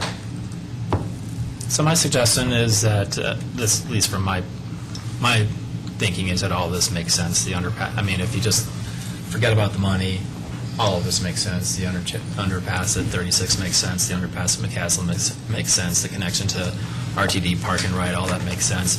So it just comes down to money. So my suggestion is that we fund the agreed upon amount. Well, we haven't agreed to, but we will agree to the 25% cost of the Davidson Mesa Marshall Mesa underpass. But for any dollar figure that's above what the county can pay for, what could be achieved through the TIP cycle, the credit that we would have for the for the roundabout, that we would have to split this difference with Louisville, kind of 50-50, that this wouldn't be all on our time, that they wanted the underpass. This is the consequence of it. Hopefully that dollar figure is very small. maybe it's zero, but I think that they need to be willing to cough up. I mean, Are you because otherwise- implying that Boulder County may not come through on their portion? I'm implying that it's potential that Boulder County might not have enough money to fund the entire thing. Okay. And I don't want to just leave us out hanging out in the wind for a cost that we don't understand what that dollar figure is, because, I mean, I think that they've been talking about doing retaining walls and things out there that could potentially be very expensive, and I don't want us be the sole municipality or organization that would be required to pay for that. Because at the end of the day, nobody's going to use their Dillon. I mean, it's nice that they draw the line there, but nobody is going to use that when you could actually go underneath In your McAllister's. own dedicated bike lane? In your Yeah. own dedicated bike lane. I mean, so, Totally get that. fine for them to draw it there, but it's actually not functional. Because the other approach would be, well, yeah, we agree with your underpass there, and we agree with ours there. You're giving us an expense, so let's put both underpasses together and we'll split it 50-50. So I'm pretty certain that they wouldn't be interested in that. So that seems like at least from my perspective, a very reasonable, fair solution to the costs that we will incur because of the underpass. And those costs being the 162? The 162 plus whatever we might have to pay for the bike path. So that's... For which portion of the bike path? So the part going from the Davidson Mesa underpass to the RTD, we originally agreed that we weren't going to support that unless RTD or somebody else paid for that. Correct. So now we're saying that, well, we'll agree to split that 50-50 if someone else doesn't do that. Right. Between those other, between the roundabout, between... This was my concern this is why I voted against it originally, because I was afraid that the costs are going to slowly creep up on this, and we're going to get backed into a wall where we're going to have to cover these costs. Not only that, but can you put that other slide up with the proposed trails and all that? That right there? Who's going to cover all that when somebody comes knocking and saying, hey, this is going to benefit you, Superior, you guys should cover this? Not us. Well, we say that now, but will we still have that same sentiment later, or will we let somebody strong-arm us into covering that? So I can just see these costs just creeping up slowly, and I don't like it. Yeah.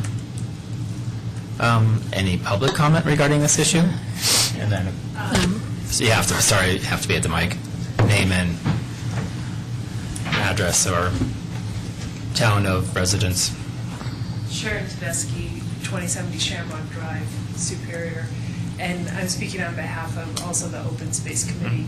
When we discussed it, one of the concerns is that most of the traffic is going to flow west through this underpass to get out to the westward. Yep.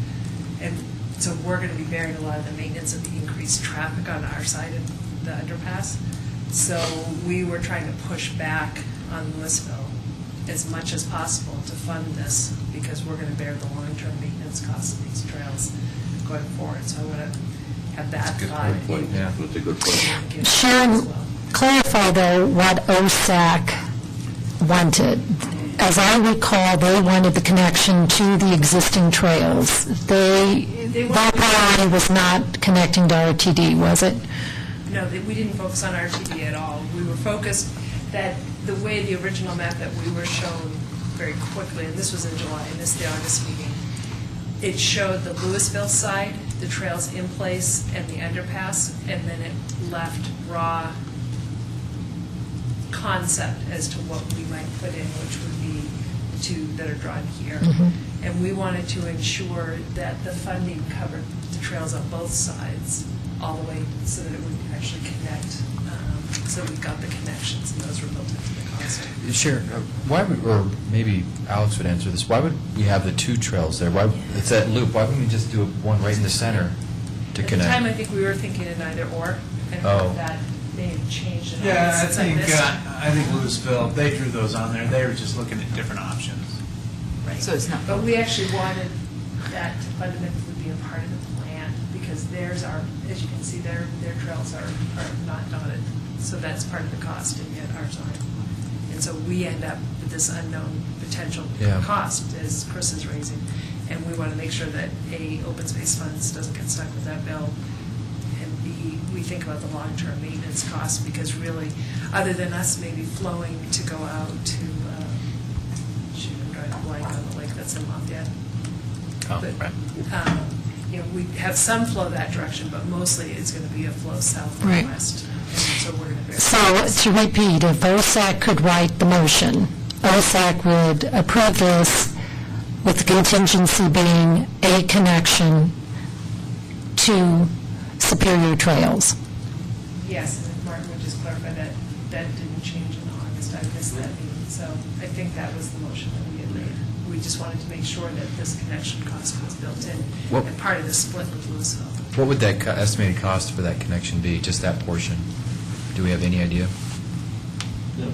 So That, and I think we've got some wetlands agreement just that we're wondering about. Maybe it was just the ditch that was thrown. So, Martin Toth, town staff, so a quick bit of follow-up. So subsequent to the last couple of meetings that each committee had, this group and also Louisville City Council had a chance to make their recommendations to Boulder County for the recommended trails and open space projects. The Louisville Council, as you saw in your packets, prioritized the connection that you see dotted here with the purple circle and the connection along the community ditch, using their property as their highest priority trail project next year. Martin, would you draw that with the pointer, please? Sure. So you've seen the connection that happens across here. And then if you go down a few hundred feet to where Louisville's water treatment plant is located, they own property. It's just a few hundred yards down from the underpass.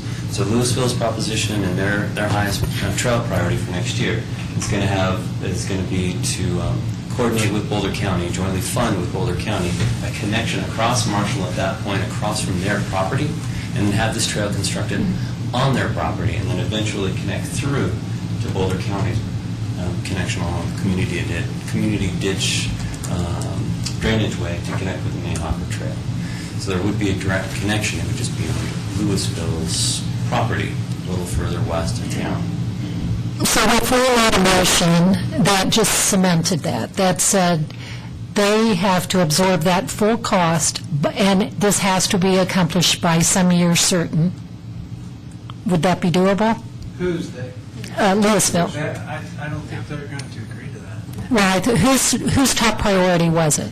This was It's Louisville's part- to the county. To the county. Bill. Okay. So I say we support their request, not demand Right. that it is required before we support the underpass. That we support their highest top priority. recommendation. And so I think that would be gentle encouragement and partnership with this underpass and all the trails that we're trying to connect to Louisville and to Superior. So that's my thoughts on this. I see this as good faith effort on their part to make this work.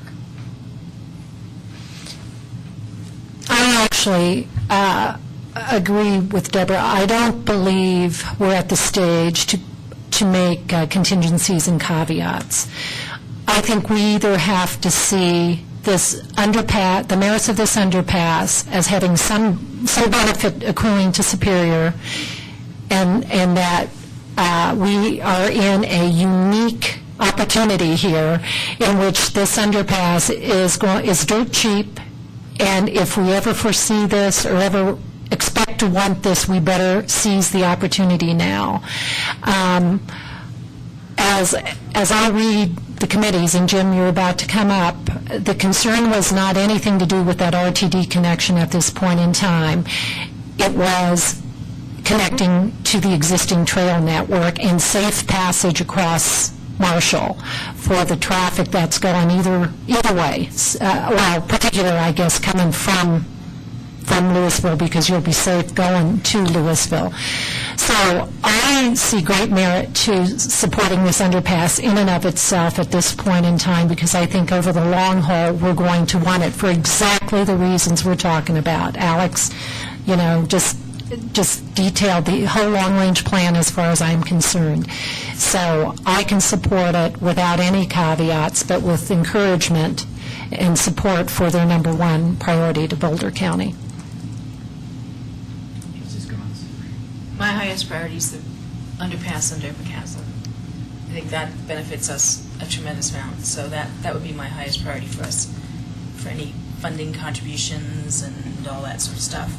I'm not sure, I didn't quite understand the proposal that the mayor put forward, and I don't know what leverage we have over folks, but to me, that's the highest priority for bikes, but for walking and getting across McCaslin and making that whole area far more connected than it is now or would be under, I think, any other design I can think of. So let's see, my proposal would be that we support Louisville's request from the county to build the community ditch trail, that we are in agreement that we will fund the 25% for the underpass at US 36, that we will look for funds from the county and Dr. Cog to fund the and/or residual from the roundabout to fund the trail connection from the underpass to RTD, and if there's a gap, because not all of that is funded, that cost is shared with Louisville. What happens with the underpass? Well, That's. they're not, and I guess we could ask, But then if we could ask Dr. this, then they need to ask support Dr. ours. Yes, and we can ask Dr. Cog to see if they would fund part of this as a multimodal transit improvement. But I would make that the contingency And out that of they lines. would If we're support. gonna, Sure. if we're gonna Yep. support that, they have to support ours. Yes, okay, yep. I agree. So is that clear to staff? It's clear to me, but I see this, I see us potentially spending $500,000 in the long run over this project. Because if we end up paying for half of the trail connection and then the RTD to RTD and then anything else out there, I could see it going to $500,000. And What if we choose to do nothing except to accept the underpass as providing future access? And on our own schedule, whenever it is, 10, 20, 30, 40, 50 years ago, that's there, it's permanent. It's always there for us to capitalize on, but there's no immediate demand to do something with it. And as funding comes available for each portion, that's how we do it. In fact, I was thinking that in the SMID fund, that we used that money that is set aside for this specific project and everything involved in this project and the whole area, that we use those funds for this. And for what? we use it for the underpass on the chasm. We use it for the DDI. We use it for some of the trail connection that is within SMID. And we have this money sitting aside, and it can't be used for anything but that. So we're not drawing funds from any other source within town.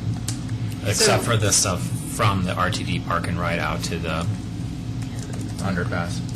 That's right, but we will be working with Dr. Cog, CDOT, and whenever any other funding that comes available. So I fully believe that we will not be spending the full amount on our own. I just find it odd that we're having this discussion and concerned about spending and whether we can put this in a budget and it's not even in our town. It just seems strange to me. I get the fact that it's going to connect trails and in the long run it could be a great thing, but I mean, come on, Boulder County. Yeah, I don't think it's unusual for municipalities to do things outside their immediate borders that benefit them directly. I think you have to just make that determination that this has the potential to benefit us directly. If you don't believe it has that potential, then obviously your vote's no. I believe it has the potential to benefit us directly and is... How do you see that? I love the interconnectivity that this allows. If you had that whole trail map for the broad network up there, I thought in all my different times at OSAC and ProStac that the ultimate goal in the long run is all this interconnectivity, and I think this is an asset to accomplish that.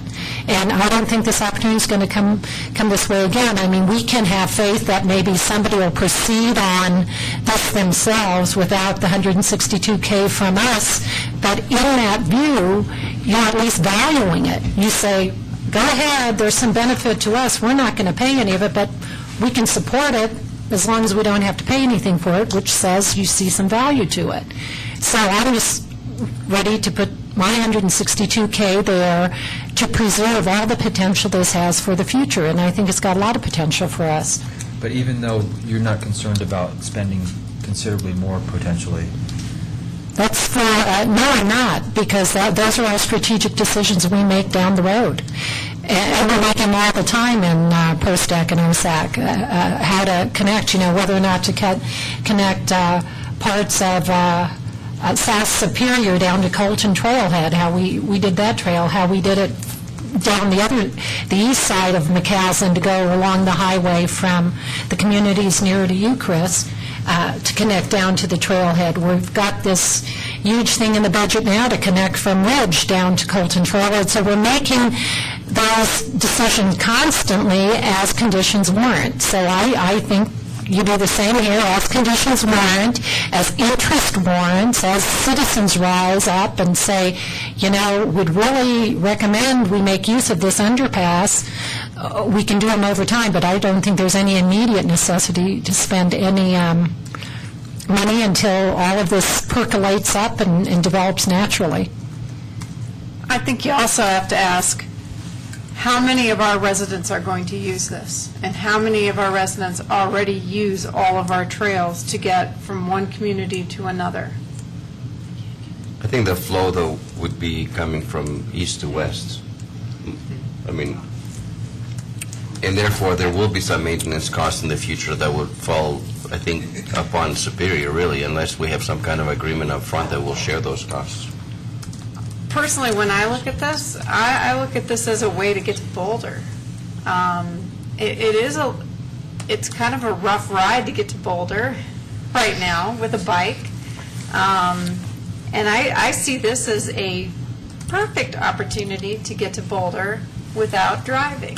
So I think a lot of residents will use it. May I? Yep. Jim Payne, ProStac Chair, Superior resident. We too, ProStac 2, supported this and also had a connection on ProStac's recommendation as the third highest priority to the county. I don't think that actually ended up on what the board passed on to the county, but I also should point out that when ProStac, and I think this is true for OSAC because I attended those meetings, but when, just timing-wise, when we had this discussion, the whole bikeway idea had not really germinated. That came from the board, if you remember, sort of at the end of a discussion on this, after OSAC and ProStac had done most of their deliberation. So knowing that ProStac and OSAC have always supported the bikeway, I'm sure we would today if it came before us, but that really wasn't what we were looking at. Our concern was at the time that was the pedestrian and bike traffic coming from Louisville into Superior. And our logic was, speaking for ProStac, was that however important it was to Superior, it would be many times more important and urgent for Louisville to have that connection into this whole trail network. That trail network, of course, is county and city trails mostly, and they would be the people who would have to take care of any additional maintenance. It wouldn't be on us. But our primary concern was having that logical connection, and also the issue of safe crossing across Marshall. I'm not really sure where this proposal is on that score, because the big cost and the big challenge should be getting people safely across Marshall and not dumping pedestrians and bike traffic onto Marshall Road. That's going to hurt us. It's going to be dangerous, and that was a primary concern. So, and then I just would like to point out that I think initially the loop that they have put in here is this loop that they have proposed. Actually, originally, when the trail network that became Mayerhofer, Singletree, and Meadowlark, that network, at some point, I believe, they've actually shown, Boulder County had actually shown plans that went down through this Boulder County easement in here. But, so it's a logical loop, additional loop to have. Someone asked, why not just have it go directly? But I would point out that, and this isn't really, we're not really discussing a finite alignment here, but I would point out that we have also had on our wish list for trails some way to connect Sagamore into this system. So if this does go forward, I would simply point out that it would be nice to at least anticipate a neighborhood connection there from Sagamore. But anyway, ProStack also supported this concept.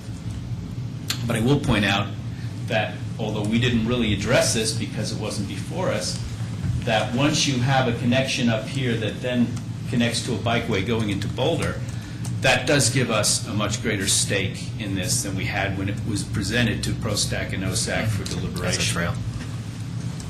Which is, I'm sorry to go a little tangential, so you know where the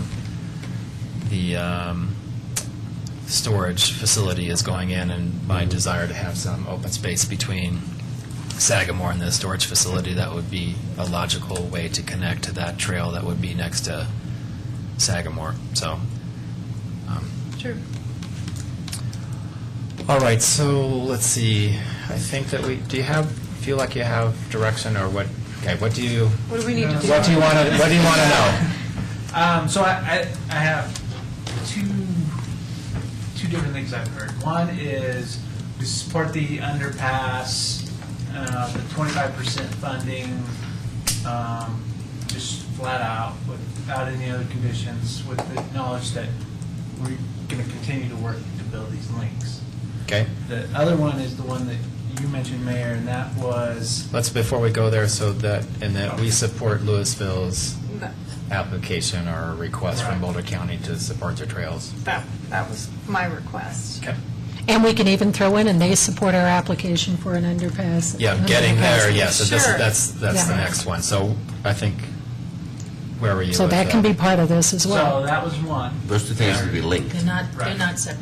Yeah, okay. The other one was yours that you came up with, Mayor, and that was support the 25% funding of the Davidson Mesa underpass with the conditions that they support the McCaslin underpass, agree to support applications for funds from Dr. Cogley County.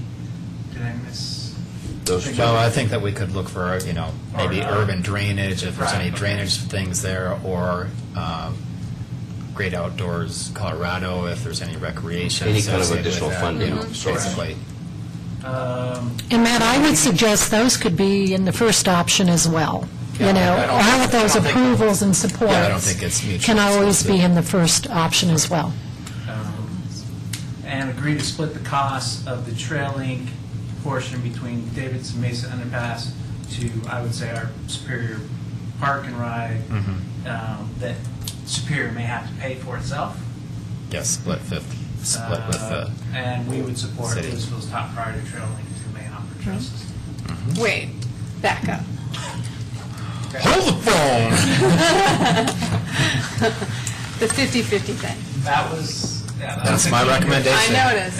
And can you pull up the other map that has the purple, brown trails here? Are you talking about the underpass? The underpass star The gray line. to the RTD Yeah, the bridge star. star? Yeah. Is that what you're talking about, 50-50? That's what I'm talking about. And how does that, I Matt? wouldn't go for that. Matt, you already made that proposal to them. That was the initial caveat we had a couple meetings ago, that they support that, or that they help fund that or whatever, and that somehow morphed and mutated into, to have DOT do that, et cetera, et cetera. The original condition was that it funded as part of the US 36. Correct. Which, Okay. you hate for logic to win on that one, but logic's not going to win on that one. Right. So, yeah. And they came back to us and said, no, we don't want to be held accountable for anything a third party, right. No, they Okay. they said no because we want the bike path to run down Dillon. All right, timeout. That 50/50 right there, that part I'm having a problem with. It's the only, Right. So the 50/50 because. It's not going to work. All I'm saying, this hopefully is getting to Trustee Hanson's point, where we don't want to be on the dime for a big dollar figure as a consequence of something of this. But we never have to be. Those are all our choices. It's not going to necessitate a big dollar. If we can't We're make, gonna if we find can't- if we can't funding make for that this. connection, I have zero interest in doing this. Because Okay, otherwise, this that's is good. pointless. It's an underpass to what? I believe Marshall Road that people get Yeah. killed trying to cross. Yeah. we will find funding pretty close I agree. to the full amount. Which is great, so that Well, that's the good to delta know. would be very And small, and so It that, doesn't have to be tomorrow. But what do you have a hard time with the 50/50? I don't understand why. What's the? they're asking us to pay for their underpass. I'm asking them to pony up to the table to pay a little bit for the connection. Right, so what's the problem with that? And that's just in case CDOT or RTD doesn't. I mean, hopefully this is a zero. You know what? Backup. Then maybe we can word it in such a way as if we are not able to get the bulk of the funding, that they consider contributing. Consider contributing means That means no. Yep, I consider The answer is no. no. No, that's very easy. Well, and the point though is if you don't have a time frame in Maybe here, this is 25% that we're. all of it is rendered just to cause future argument. Because in the future, let's say 2 years down the road, we say, it's our priority and we want to do this now. And you agreed to 50/50 and we want to do this now. And the thing says, the IGA or whatever, the agreement doesn't specify a time frame. They come back to us and say, oh, read the agreement, it doesn't specify a time frame.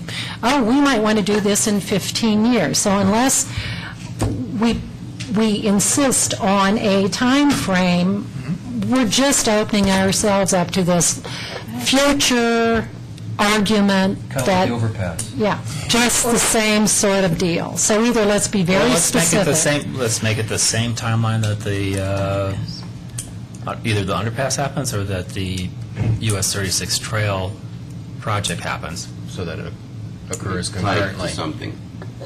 That's fine. Okay. That Davidson Mesa underpass happens, Or the US 36 bike or the path. 36 DDI.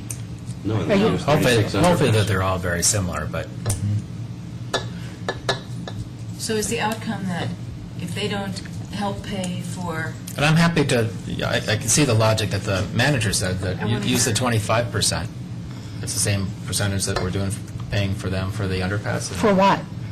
For any delta that would be above. any For the cost that trail we would connection, incur for from the trail underpass to connection. the RTD. Yeah, it's the same 25%. Hopefully it's very small. I'm sorry, Trustee no, Skumas. I'm raising my hand, I wasn't, Yep. I didn't mean to blurt out. So is the outcome that if they don't support, help fund, and back proposals for the things that we've discussed, we don't do anything on the Davidson Marshall Mesa underpass, is that correct? Yeah, because Good. what would be Okay, the, I don't wanna what would be support the anything point that about them we'd get if nothing they're out of not it?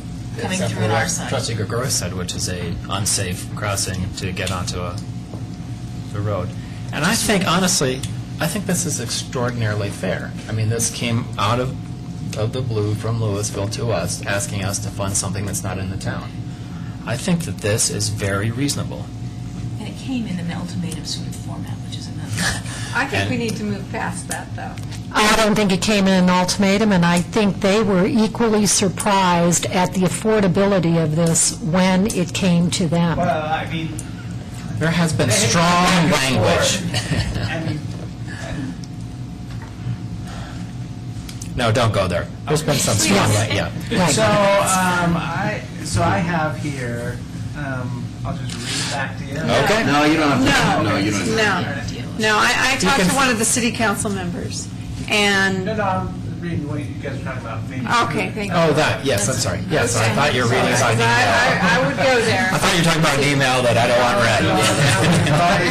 I revised this one, so I'm just going to read it one more time. Yes, thank you. So the agreement read, fund a portion, or 25% of the Davidson Mesa underpass. We support that.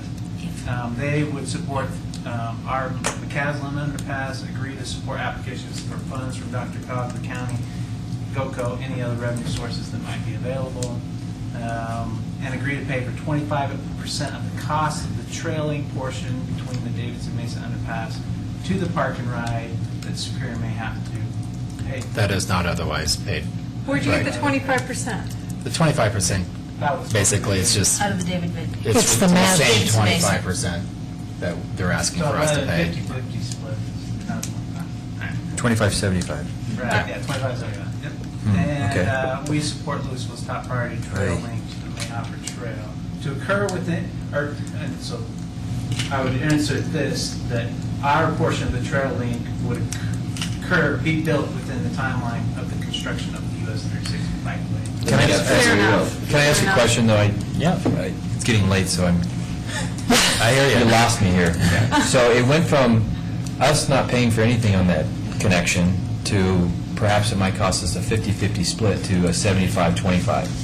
And that was all in about 15 minutes. Okay, but that 75-25, the 75 is not Louisville. There's other funds. There's funds coming from like Dr. Cog and other Was sources. that the bike trail from the Davidson Mesa to the RTD parking ride? That would be Yes. 25-75? We believe But the goal there'll would be to lots get of the options of county funding. Or to get CDOT to include it as part of the project, or Dr. Cobb tip money. With the goal for it to be zero. Right. And so this is kind of contingent on them agreeing to support us when we go to Dr. Cobb Right. and Correct. They have someone else. They have some motivation to support our application. And don't you think that CDOT and US 36 and whoever else out there is waiting for us to approve this underpass before they actually commit to any funds? Well, I think, yes, but I think Louisville's Bingo. willing to move forward with that project. So I wouldn't be surprised if that whole portion is funded Trustee. elsewhere. Just Trustee Skumatz. as a reality check, we've just heard from representatives of our two very own advisory committees, and their top priority is not the connection to the RTD. Their top priorities, as I understand it, nod your heads, guys, safe passage across Marshall and a connection to our trail network. Yes. So we're making a different priority as a board, that our top priority is the connection from the underpass to the RTD. I just want to be clear that that isn't I'm where assuming they that stand. Louisville is going to ask the county to have some sort of safe passage, because basically this is their residents Well, getting there. I'm just putting forth what our committees viewed as their tops. Trustee Skumatz. Well, actually, we're Trustee asking for the Skumatz. whole- Yeah, sorry. Yes. Sorry. Who handles the, if there's extra wear and tear on trails, who handles that? I think that most of the wear and tear is going to be handled by Boulder County Thanks. until it enters the town of Superior. Okay. I forget what our agreement is with trail, major costs associated with trails. I don't know if we have some agreement with them that I can't recite. If I may, Mark Toth, town staff, in case I wasn't clear, you mentioned safe passage heading from the underpass to the And I think I trails. heard something about there's some flashing pedestrian light in an island. Is that what you? So just to be clear, I misspoke. The application that Louisville made for their highest priority trail project included passage across. Okay. Perfect. Great. And we support that. Yeah. Yeah. Thank you. So, do we feel generally I have to say that, well, I won't say it because it's just going to be, nothing positive will come from that, so is the board generally happy with this? Yes. Okay, so, I have a- yes, I'm sorry. Yeah, I was just thinking in terms of a delta, They need you know, if you get the application. the connection from 76 to the underpass, I mean, that, then you have a benefit to Superior. Correct. I mean, you get the original Superior. Absolutely. And if that could be defined, I mean, we priced that out about $200,000 to $300,000. 25% of that is, you know, $50,000 to at least show them what they could be. Potential cost would be. You know, what's their downside here, you know? Yeah. I mean, But that's to 76th? Right, and this portion here from there, and plus including the crossing, $200,000 to $300,000, so at least, you know, that's kind of... Give them a figure. And then the whole way down, what's the, from 76 to the RTD, then, Here, yeah. yeah, that's probably a similar amount, $300,000-400,000. So I put the total cost in there, not just That's the if we pay it entirely, not if we solicit other funding. So I'd say to include both segments, and the downside risk is 100,000, which is sort of the dollar figure that we're talking about for the underpass. That sounds good. Thanks. Clarification. Okay. All right. Let's see. Town manager, anybody else have any other? Oh, yes. The underpass under McCaslin, Yes. the route forward, has this gone to OSAC and POSAC? No. Is it just going to planning commission? It's gone to the planning commission. Yeah, it would be planning, wouldn't it? Well, I don't know, when you're connecting into at least POSAC, when you're connecting into other trails and whatnot. Well, we can certainly ask them if they're, let's pass it along to, probably not, it's not an OSAC issue, but we can certainly ask ProStac to weigh in on that. I can't imagine they'd say, no, I don't want a connection. Well, wait a minute, why wouldn't it be an OSAC issue? Because If it's we're not connected to open space. Because it's not open space underneath McCaslin. I don't care. We can certainly ask them. It's not really something that they're super interested in, at least from my perspective, but maybe they are. Mayor, if I may, I'm Martin Toth, town staff again. The 36 underpass has been an update item and a discussion item in several of the meetings. And Okay. The discussion of the underpass and the final feasibility drawings and the preliminary estimate happened since the last meeting, so they've just haven't had a chance. Okay, so let's make sure that they know about it. But This is all the diagram that you saw for the McCaslin underpass and the preliminary estimate. This has all been developed since the last meeting. of both So let's make committees. sure that they see it, but I just can't imagine they're going to be opposed to it. I mean, why would you? Trustee Skometz? So I have a question a little outside that, so Yeah. So a citizen at the Coffee Buzz raised a question about land that, out of the sort of final plan. So we've made real pains to make sure the DDI and all the rest of that stuff doesn't encroach on Outback's parking lot, right? This isn't thought that the new plan encroaches and takes more space from either the parking or the space alongside of our shopping mall. Is that true? It's the other way around. It actually it moves closer to the US 36. Thank you. Just want confirmation. And I will convey this to the city of Louisville. And the most upbeat. I was just going to say. But with a big IF in there. We do this if. My question is, this is kind of, I would like to see some closure, I guess, to this whole discussion. So if they come back and say this isn't acceptable, then my intention was to just let them know then. We will. At this time, we're not interested. Okay. Is that the majority opinion on the board?